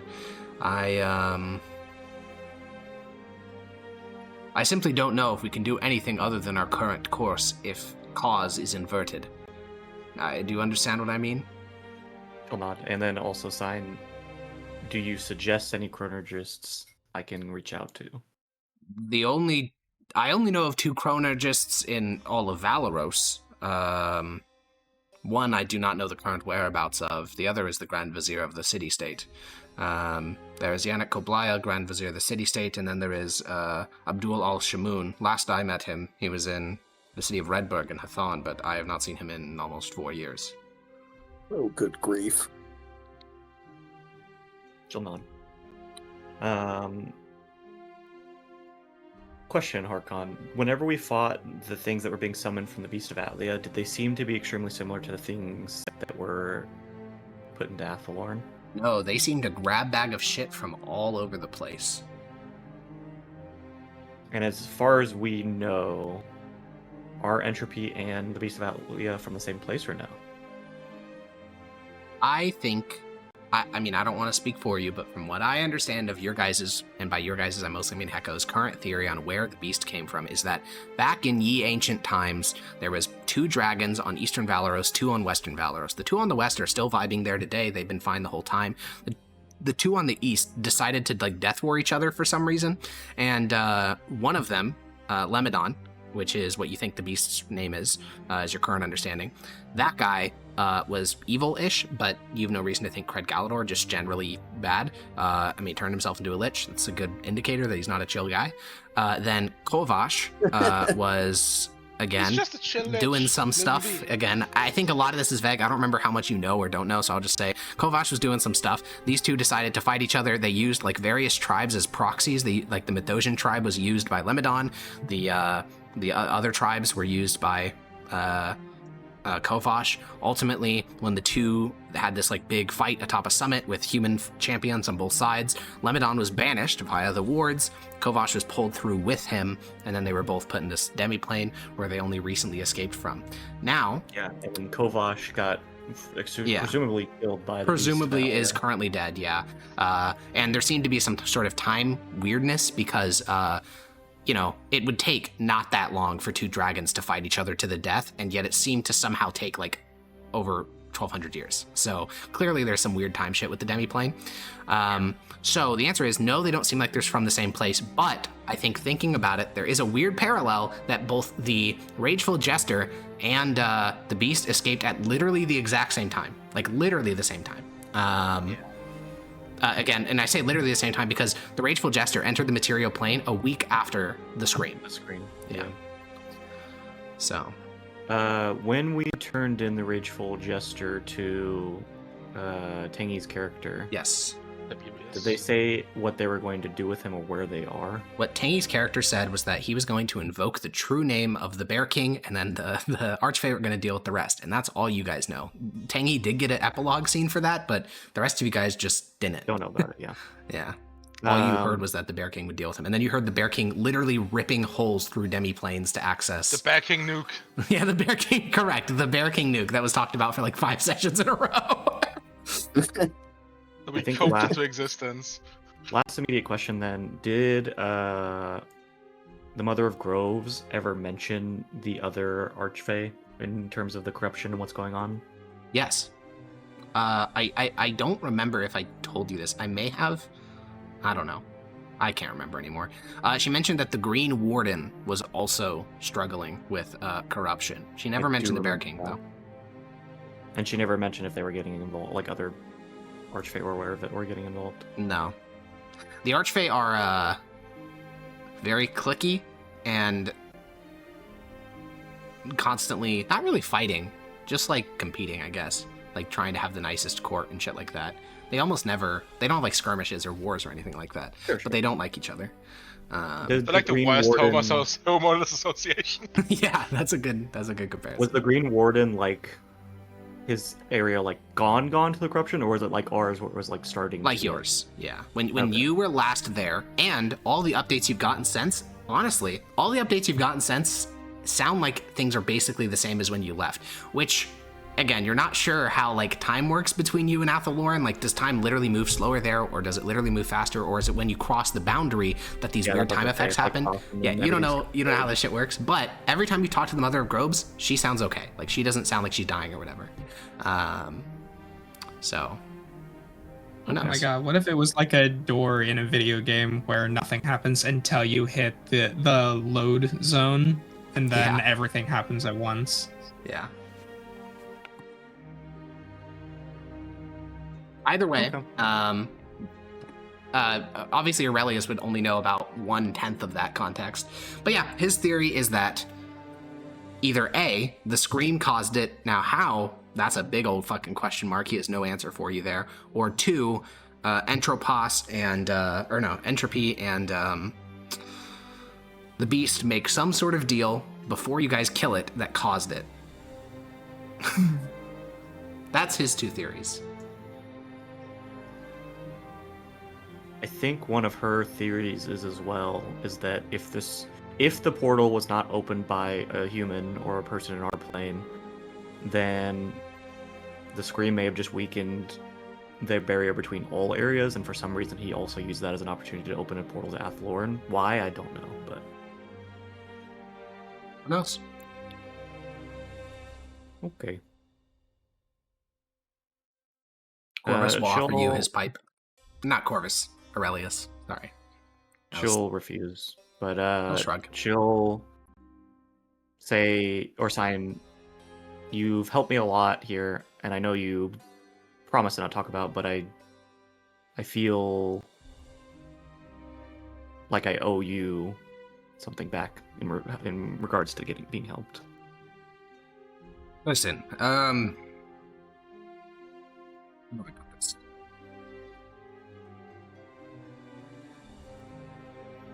Once the beast is dead, I am retiring. I do not want to be involved in all the, well, you know what's happening, I assume. I don't want to be involved in any of it. I'm near retirement anyways. 68 years old. Fun fact. I'm quite done with all of this. I don't really need magical items. I suspect I'll just continue my research until I am dead. So, I'm not sure there's much you can give me. You could tell me of where you're from in Athaloran. I've only been once, and I almost immediately left because a colossal bear attempted to kill me. The Bear King nuke. Yeah, she'll. I think she'll be okay telling him. What do you tell them about the... I think for the other players as well, unless they watch your solo session, they don't know anything about where Grania is from. How would you describe the Ard Reach? Because she hasn't really visited other places No, in Athlorn. not really. So for her, it's just normal, but it's like, I don't know, it's just like very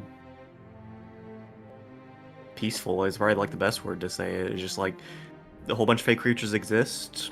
They don't really fight each other too much. If stuff does happen, it's more so because of just the nature of things and how things go rather than any ill intent or fighting or anything like that. And just the Mother of Groves keeps the peace for between all the fake creatures. What does it look like? If I recall correctly, it's a pretty standard like forest area. Yeah. It's not like anything super special. Now they are 400-foot tall trees, but yeah, Yeah. I mean it is just a. But it's not Yeah, of it's course. not Obviously, the it's trees not are like- 400 feet. super different to what people would have could envision if they just think of like the word Feywood. Yeah, it is one of the more stereotypical parts of the. Yeah, he'll ask what the Mother of Groves looks like because he's expecting a humanoid. She'll seem a lot more apprehensive to answering that question, but isn't she basically just a big tree? Yeah, literally. Okay. She'll just say a massive and beautiful tree. A tree that can talk. She'll nod. It's like that's not that weird for Athlorn. Is she a dryad? She'll shrug. She is the Mother of Groves, is what she'll sign. How old is she? She'll also shrug. You weren't born Sure. there. Do you know how you came to be there? I assume the Mother of Groves has told her, because I know out of character, but... Yeah, the Mother of Groves would have told you. She has no reason to hide it. Okay. Then she'll sign, I was taken from a human village by a hag, and then the Mother of Groves bartered with the hag to get me. Taken. What village? When? It was not Pelty, because that is where I went after. Yeah. I don't think I know where I came from. Correct. She'll shrug, because she'll sign most, or the hag and Mother of Groves don't really know the material plane, so they don't really know where I came from. I see. And it happened, 17 or 18 years ago. Well, in Lauren Well. time. Yeah, in human time, I guess, is what she'll sign, because she doesn't know how time works in Athlorn either. Interesting. Well, if I ever go back to Athelorn, I'll ask for a guide to take me to the Hard Reach then. She'll sign, you'll probably want to find someone like me before going in. Well, unfortunately, people like you don't exactly grow on trees. Yeah. She'll nod, but she'll sign, but you know me, and you have the setting spell. Yes, I suppose that's true. You're not a fae. You're a human girl, correct? She'll, like, look at her cloak and, like, kind of, like, grab it, and just, like, looks back up and is like, sign as far as I know. Then I suppose, do you feel as if you've answered enough questions to no longer feel indebted to me? She'll nod. Excellent. Alrighty. Well, Jebnius. Oh yeah, Corvus and Zednius. Corvus, there was something you wanted to talk to Zednius about. Since Zednius is now back. Zednius, you are in one of the sitting rooms, or basically the courtyard of the villa you guys are staying in. And Corvus is approaching ye. Well, we were together and we were looking for somewhere quiet. Correct, yeah. Yeah. Correct. So we He went back to the remembers. house. Oh my goodness. Huge. And you said that Maximus was not around. I mean, I'm in the stable. Correct, you guys are alone in the courtyard. Oh, and how close is the stable? Like outside of the building, 50 feet, then stable. Oh, okay. Okay. All right. What was it? We should talk about Corvus. I assume it's to do with the recent events. Well, yeah. Where do I begin, I suppose? Congratulations are in order. Thank you. Big shoes to fill, as you, I assume, soon going to be the second in line. Well, first in line, as I assume Tullius is No about idea. to be ascending. And even if you did know, you probably didn't want to share it with me, I understand.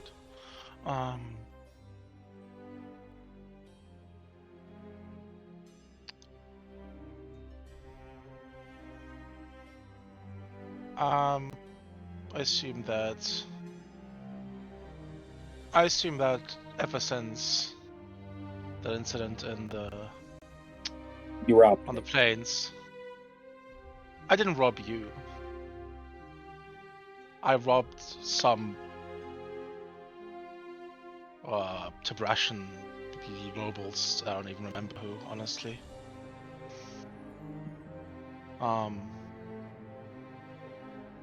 We used each other to get what we wanted, and I assume it left a sour taste in your mouth. I understand. Though I'm sure if you were in my shoes, you might have done a very similar thing. Well, one could say I'm in those shoes right now with you coming to me for help or something, I'm assuming. I'm not sure what. Sure. I'm not an idiot. Let's speak plainly. The Suns, they're not much more than coffee shop talk between rebellious students. There's not much real behind it. Not anymore. As Tullius has been, I guess Tullius' faction, I'll just use him as a stand-in, has been working on. I don't think there's a future for me there. I just don't see it. And Okay. So what are you proposing? I think my information and assets and by itself, and of course me myself, could be a valuable asset to Tullius and your faction. You know about what? The Goliath's troops? Got your ass Galenius? beat. What are you? Oh, no much about. I don't know. Oh, dude, this is really. fantastic. Ethan. I'm about to drop a whopper. What is he talking about? Right. Ethan! Talking about poop? What is that? I don't know. I think he thought he's muted or walked away from his computer. or Wait, something. what? I muted my damn thing. Clearly not. Yeah, we heard What that. the fuck? Can you hear me? Yeah. Can you hear me still? Yeah. Yeah. Yes. Yeah. He's about to drop a whopper, boys. Shit. He's going to Burger King. He's Oh, going that's to Burger unfortunate. King. Because my mic mute button is on right now. That's very funny. I'm staring at it Well, and it is on. You're just picking up a different mic, I guess. Because it worked yesterday. It fucking worked last week.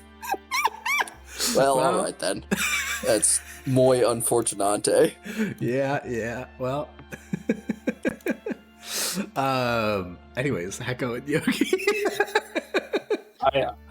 I forgot where you were. Oh, Echo. no. Sorry. I think he was talking about Tullius's faction. Yeah. Yeah, you said you have information. Yeah. I have nothing specific on Galenius is his name. Okay.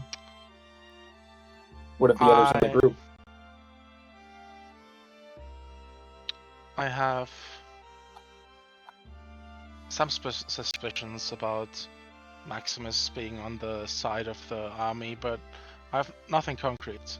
My assets are way more my personal abilities, and I believe the through contacts, I have access to quite an amount of funds that in the upcoming, I'm not going to call it a war, conflict, might just You have funds? be a bit more than a drop in the bucket. Last time I checked, it was about 30 million pence. So I'm not sure. Does your group still have access to that? Oh yeah. Oh.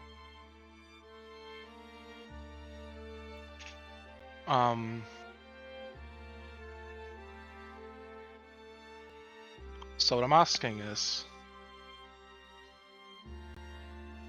if I give you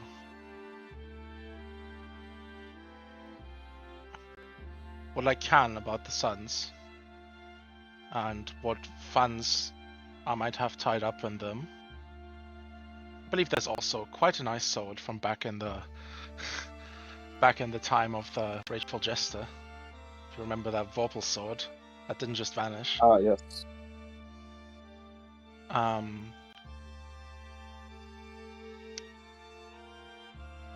In exchange, all I want is for my family to be safe.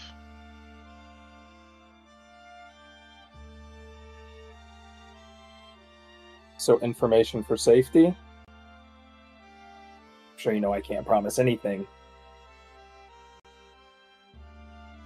Well, not purely information, there's also, as I said, fun, not an insignificant amount of funds. And Funds, I'd be yes, willing and, to work for you. I'd assume you don't have much access, you don't have access to many casters of our abilities.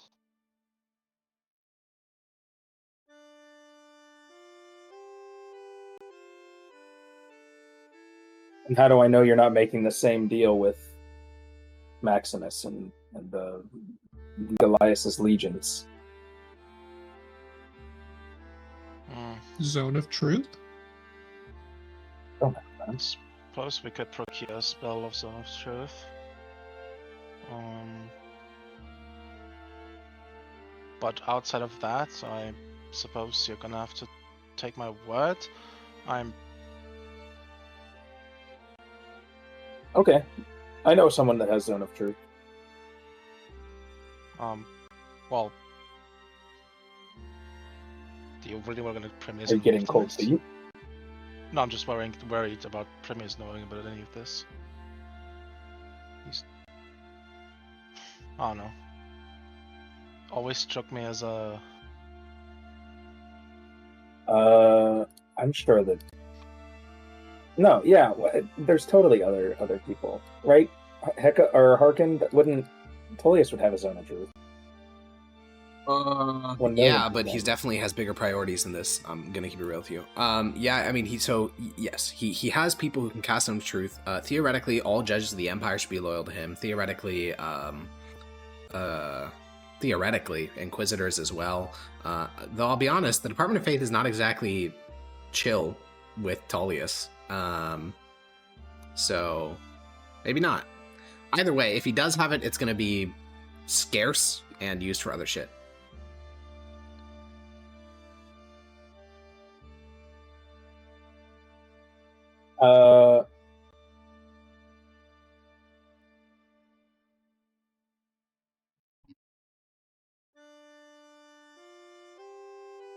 I don't think I should involve Premius, that's right.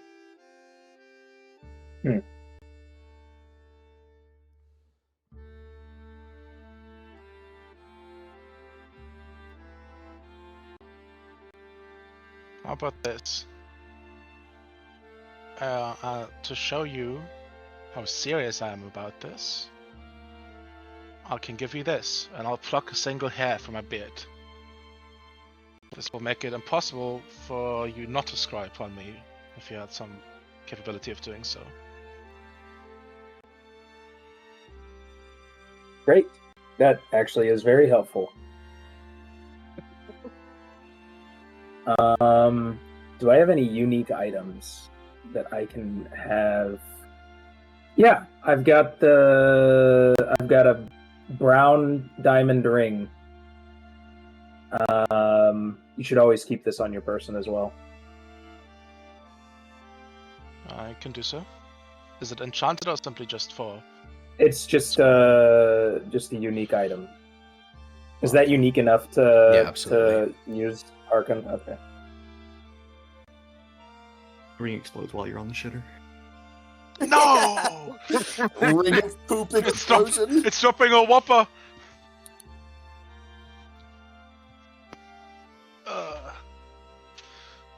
All right. Is there anything I should know between the other group members? Do you have any I don't think allegiances Granny's with them or trusted. debts to them? Grania? I suppose I owe money to Maximus, but money's money. That's not a huge deal. I can deal with that myself. Does Maximus usually carry gold on his person? No. Okay. Are we robbing Maximus? No, it would be to have you pay him back with a marked coin. Ooh. Gibbity. Excuse me? Yeah. I didn't mean to say that. Unfortunately, Ignore me. you do have to Unfortunately, pay me you all did say that. 2,000 at once. All 2,000 skibbities. Oh god. Sorry, Evolving. what did Corvus say about Grania? He kind of got cut off by Yugi. Just don't I- trust her, I think. Yeah, I don't think she's trustworthy. I think she's. Nice. Oh, okay. I think she doesn't have the stomach for any of this, and she's going to do whatever her good-natured, naive heart will want. But I don't think she has many Yes. allies, aside from maybe Placentia. And whatever she keeps up on her hair. Well, her and Maximus get along well. I suppose that's true.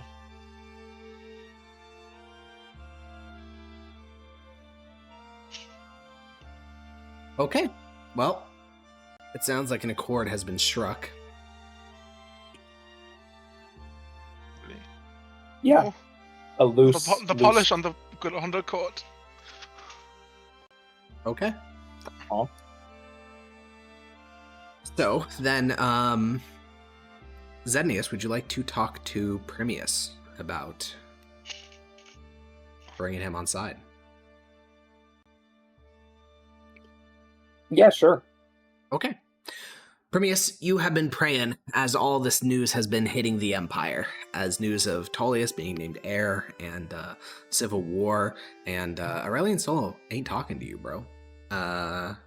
It feels kind of bad. I mean, to be fair, he's not especially talkative, ever, but still, you know, it'd be nice to get some guidance of like, do this thing. As you are kneeling before the statue of Aurelian, the unconquered flame, your knees on scratchy rugs, you can hear someone enter the shrine. Not many people come here. It's not a particularly popular epithet of Aurelian soul, but this person walks next to you, and you already assume it's going to be one of the judges. You just don't know which one. And then you can open your eyes. You know, the glowing light from your golden pupils will spread across the shrine, and it is Jebnius. Who's Jebnius? I'll get Zednius. Is he kneeling at a particular shrine? Do you have like any focus on you? I have a few religious items. Maybe I'll join you in prayer. My only religious focus is a gold symbol that I have around Symbol my of neck. Aurelian Soul. Okay. I Yeah. also have these. Who are you praying to specifically? Aurelian soul. Just it's a statue of Aurelian Soul, or Yep. Yep. Okay.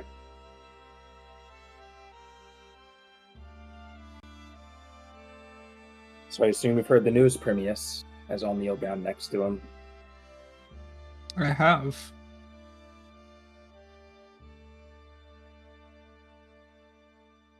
How does it make you feel? I know that you were maybe hoping you would be heir after the latest things happened. No. I'm quite glad it No? wasn't me. It was never about titles. It was never about being a part of the royal family. It was always about service. And that is all I will ever do, is service to the Empire and to the Emperor.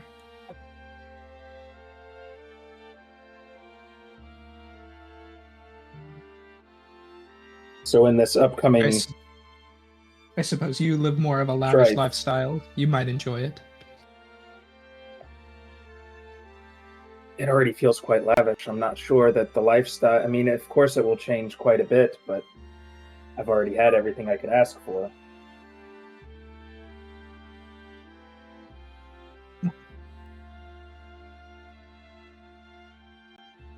You'll see. But your loyalty, It's quite different. it would be nice to be able to attend those family dinners once in a while.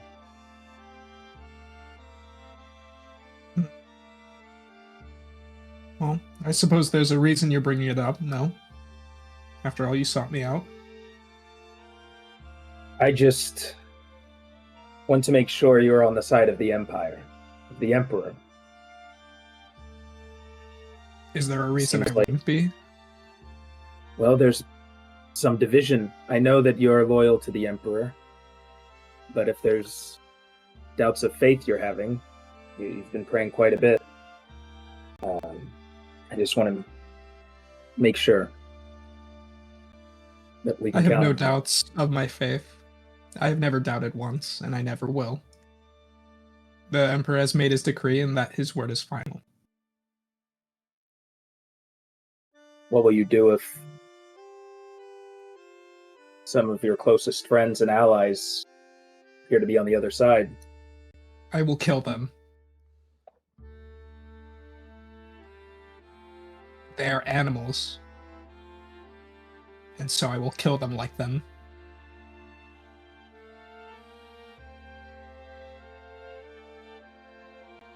All right.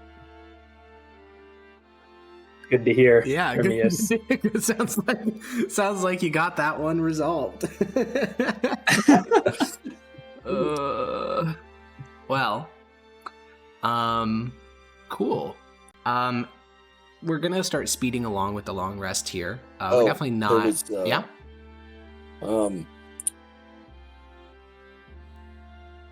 Did I see Zednius wander by at all? Or is- Yeah, he's gone in and or out of was the it not villa a close couple enough? times. Yeah. All right. I'll after seeing him walk out, I'll trot off to find him. Yeah, Zednius, you find him, walking back to the villa from the shrine. Zednius, I would say, looks pretty happy.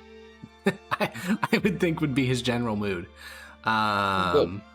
Yeah, and you spot him walking back towards the villa. You look rather pleased, Zednius. Well, I must be the man of the hour. It's what's that? So true. That's Blake. What? I must be the man of Friend the hour. I'm Silvio, not that's my expecting bad. Grania to flag me down after you. Yeah, that seems unlikely. Let's go Oh. somewhere. Stable seems like a good place. This seems pretty ominous. Walk that. Zednius, do you join him in the stable? Is there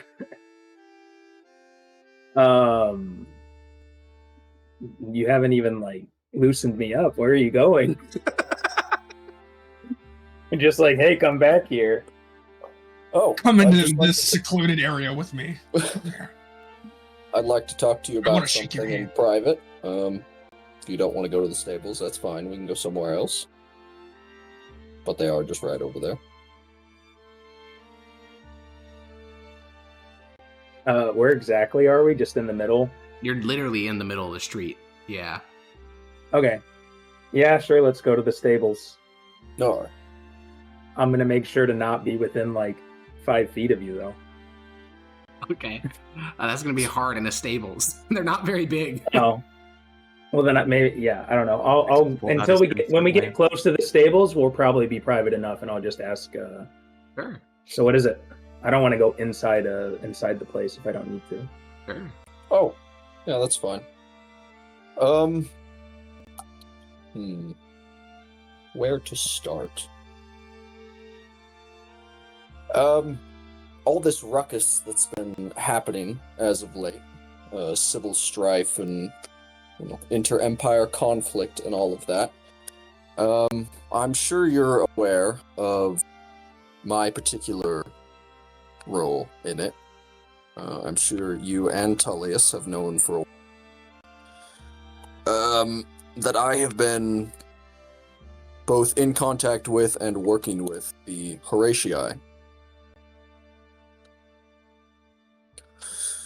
Now, What is that? I don't think you know what Oh. that is. The military faction, in essence. Galenus Oh. and Galenus. So you're and in all league with Galenus. them. Yeah, basically. That's a way of putting it. But I'm sure as you remember, Tullius has both helped me a lot. And, well, I started working with them because I thought the military knew better than the Empire. I was upset with what was happening on the plains. I was tired of my fellow legionnaires getting butchered by their thousands, and I thought the military would be able to do something about it if they were more in charge, as it were. However, I think I've changed my viewpoint as of late. Military are the ones that were getting their asses handed in place. And it would not be in Tullius's best interest if his entire army constantly kept getting wiped out on the plains, so I'm sure he has a plan to stop the slaughter of thousands of our country there. Now, I am still working with the Horatii, but I'd like to talk to Tullius about changing that. Well, Tullius is quite busy. I don't think that you'll have a meeting with him anytime soon, If you could as ask, you can imagine. I prefer you would. And if not, I can talk with you. That's fine.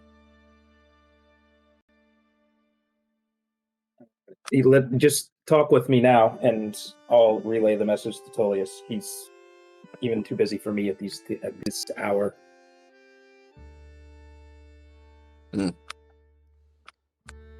I'd like you to send I'm sure a you message can tell to there's a him lot on his asking- mind. I'm sure there is. But I'd like him to be aware of this. I doubt he's aware of that. I would like Aware to of meet what? with him. Well, aware of the fact I wish to work with him.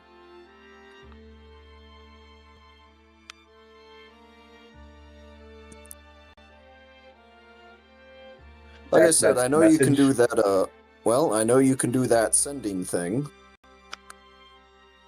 Do you? I'd like I don't think you know that. I would imagine he does, because you've used you're it for like a- the entire you're campaign.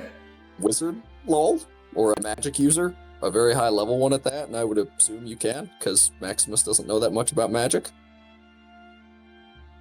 I only had the ring for not that long. Oh, I didn't say anything about a ring. No, I was talking to said, Harkin. He said I'd done it like the whole time. Oh, okay. I thought you had the scrying spell, not the ring. No, I don't have a scrying spell. Oh. I've been using Dream to contact. Oh, you're right. It's like, been this Dream. knight. Okay, because I know. I've never even. Okay, interesting. Yeah, I've never even Has it been able to Has it been contact Corvus Corvus then? because he Because always wears the someone's ring. been doing like sending for the party. Corvus Yeah, scries. my third level spell Okay. slots are sending Okay, slots okay. at this that point. makes more sense. That makes more sense. Okay. I'd like you to send a message to him saying that I would like to meet with him about me working as an inside agent. If he doesn't wish to meet with me, so be it. He can pass on whatever info he needs, but if he does, I'd like that chance. Okay. I will pass along the message. I'd like you to cast sending now. Well, Please. I can't do that. I'm sorry. Okay. Have you, you don't got any, need a rest after, that long-ass battle? That's Something how like Corvus works. Alright. Well, when you can, I ask that you give him that message. Okay. Alright. You know, I'm starting to think maybe the awkward guy isn't awkward at all. Maybe it's Zednius that's awkward. Maybe he's the vibes terrorist. What did I do this awkward? Yeah, I just he's the don't- vibes terrorist, bro. What did I do?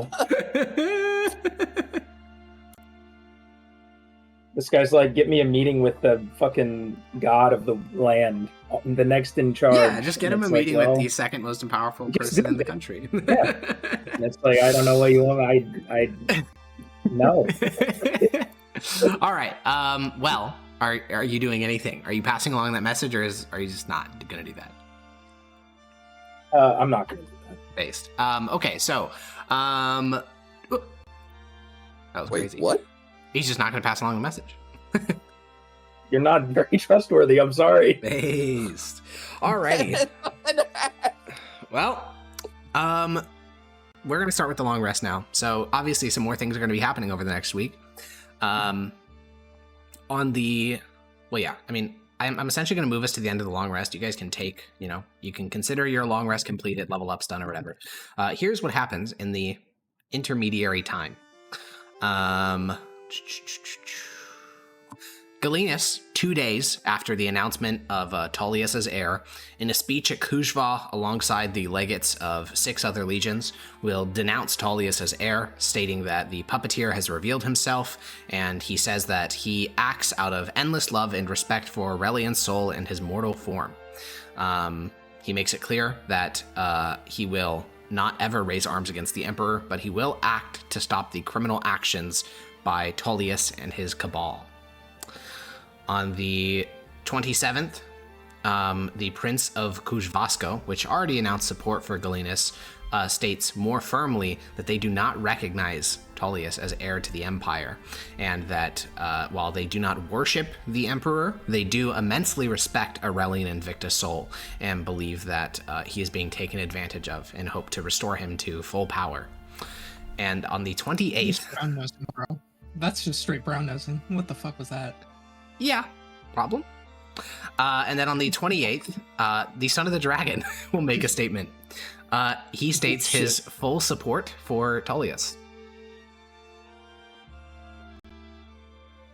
Okay, bro. I'm still gonna kill you. What?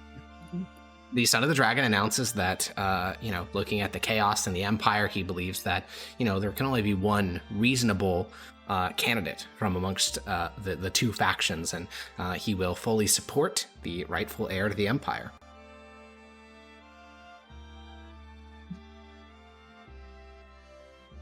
How many days I'm later still gonna kill is that this? guy. You're not killing that guy. Oh, I'm gonna kill him. You're not killing Maybe that not guy. on screen. You're but not I'm killing that. It's guy. just not happening, bro. You're not killing that guy. That's never happening. Not anymore. Yeah, and on the same day, on the 28th,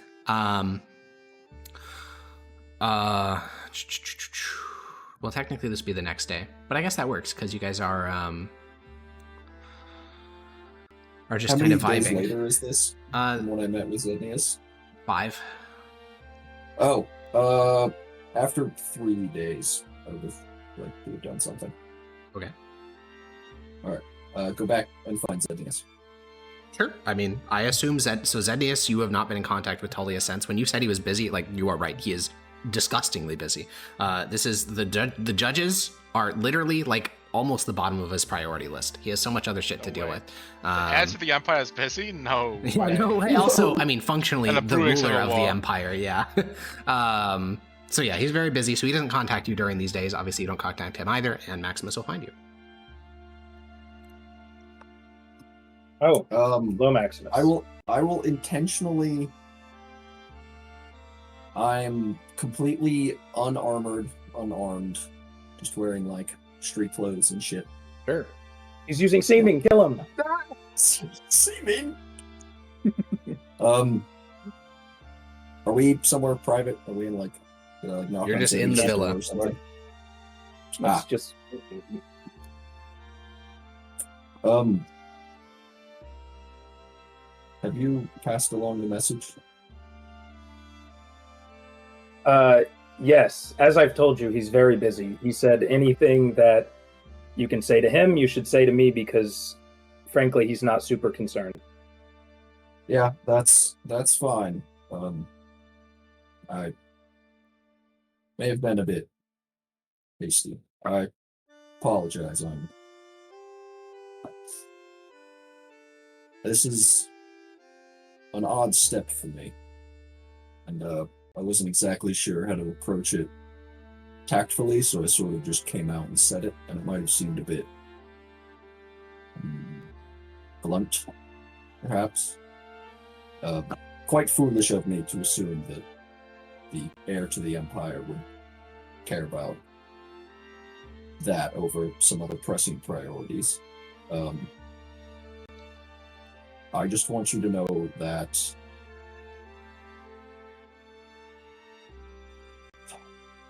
how do I put this? I am a loyal servant of the Emperor. Tullius is the heir apparent. The Emperor has appointed Tullius as his heir apparent.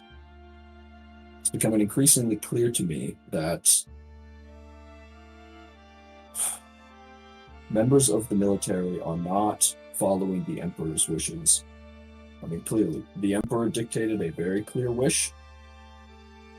The military rejected it. Now, I have ingratiated myself to them, and I believe that working from within them would be helpful for the rightful cause.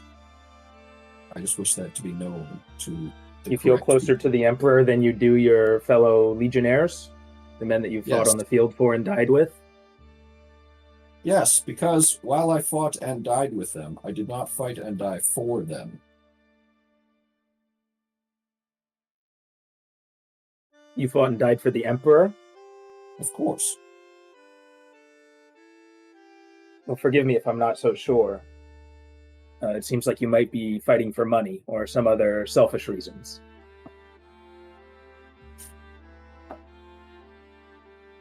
You know why I joined the legions? I don't. I was raised an orphan in Regia. I never knew my parents. I don't even know what happened to them. I don't know if they're dead, alive, what. But the particular orphanage I was in was run by the local, one of the churches in Regia. They raised us with a lot of religion.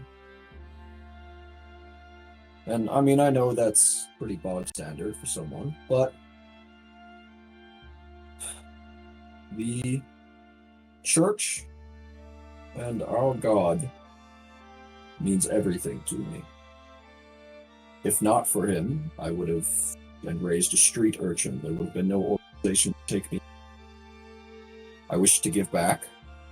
And in Regia, I saw troops of legionnaires, and they look so grand and powerful.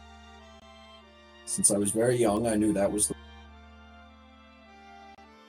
So I served for a while.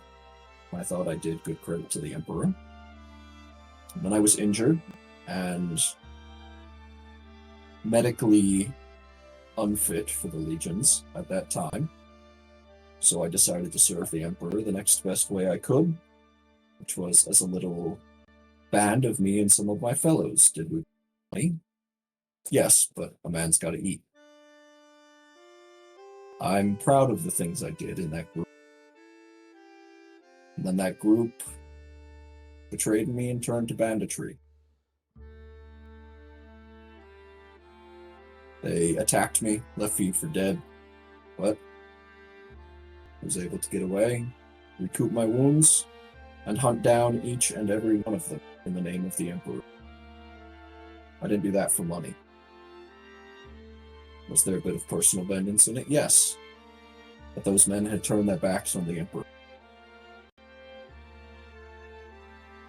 That's how I ended up being made a judge, and I have to say, that was the greatest day of my life. When I gazed upon his holy light, I knew that I had made the right choice.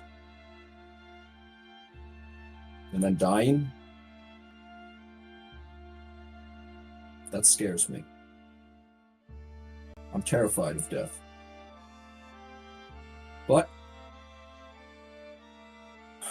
even though I may die terrified, I will die secure in the knowledge that when I do,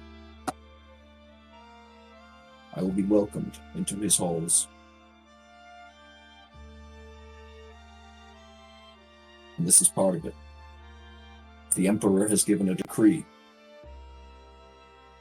Why wouldn't I follow it? There's a cabal. Well, it depends on how much, you buy into the rumors that have been circulating.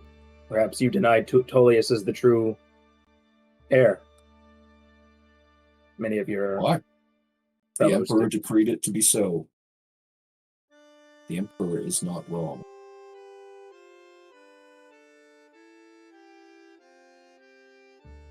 And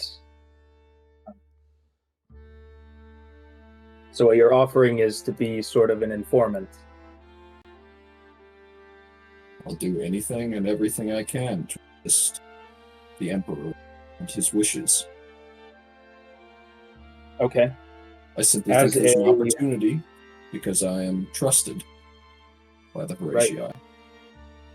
As a small token of trust, I request one of your hairs, as well as for you to always have this ring on your person.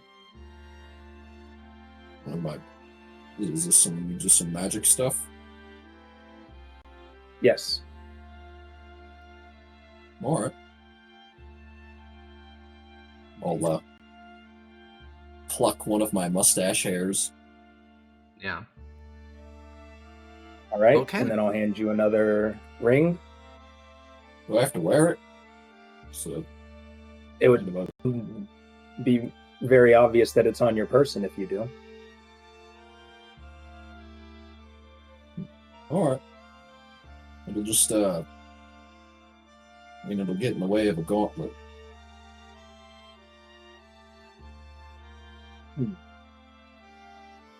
How about this? And I'll make a necklace out of it, basically, Yeah, just run with a another cord through it. string. Shrimple. Yeah. Alrighty. Alright then. Well then. Where was my Put it ring? around my neck. It's been decided. Tullius sweep. I'll give a final update on the status of the Empire, because this is where we'll be ending off for about 3 weeks. The core provinces are split. 2 have declared for Galenus, 4 have declared for Tullius / the Emperor. Cispontar Salaria, which is where the Sons of the Republic used to be the biggest, is now for the Emperor. Transpontar Salaria, the largest province by far, like by far, they have 5 big cities instead of 1, has declared for Galenus. And once all the different legions and basically once the whole empire has kind of not picked a side in terms of violence, but just like indicated their support for one side or the other, it's about 50-50, maybe 60-40 in favor of Galenus in terms of numbers. Obviously, new legions can be raised. They are currently being raised, and quality is not really factored into those raw numbers. Like the Department of Faith, for instance, has most of the Empire's divine spellcasters, and they are sided with Galenus. Also, it's very lumpy. While we say like a province declares itself for one side or the other, in the capital, both the Great Department of War and Faith are basically under siege. I mean, the Great Department of War has been emptied out. Like, that building has no people in it anymore because the Imperial Guard basically forced them out. The Great Department of Faith is guarded by Inquisitors, like your former people who fought with you guys, Hyperion, Dulcion, like Inquisitors of the Empire defending that building against an attempt to remove them. So it's not exactly even. The only place that stayed truly neutral is Breton, which has essentially said fuck this. And then, of course, you have the son of the dragon, who is declared in favor of Tullius. What he had to offer to get that, you have no fucking idea. And yeah, regardless of whether the beast lives or dies, it seems as if this is going to be a problem. And you guys helped contribute to that, so congratulations. We'll come back in 3 weeks to deal with the beast, maybe an epilogue, time permitting. But next time will be session 100, so I guess it makes sense. You know, maybe it's good that the beast gets dealt with on session 100. But yeah, I'll see you guys then. It's very exciting. Bye-bye. Bye. Bye. Boy.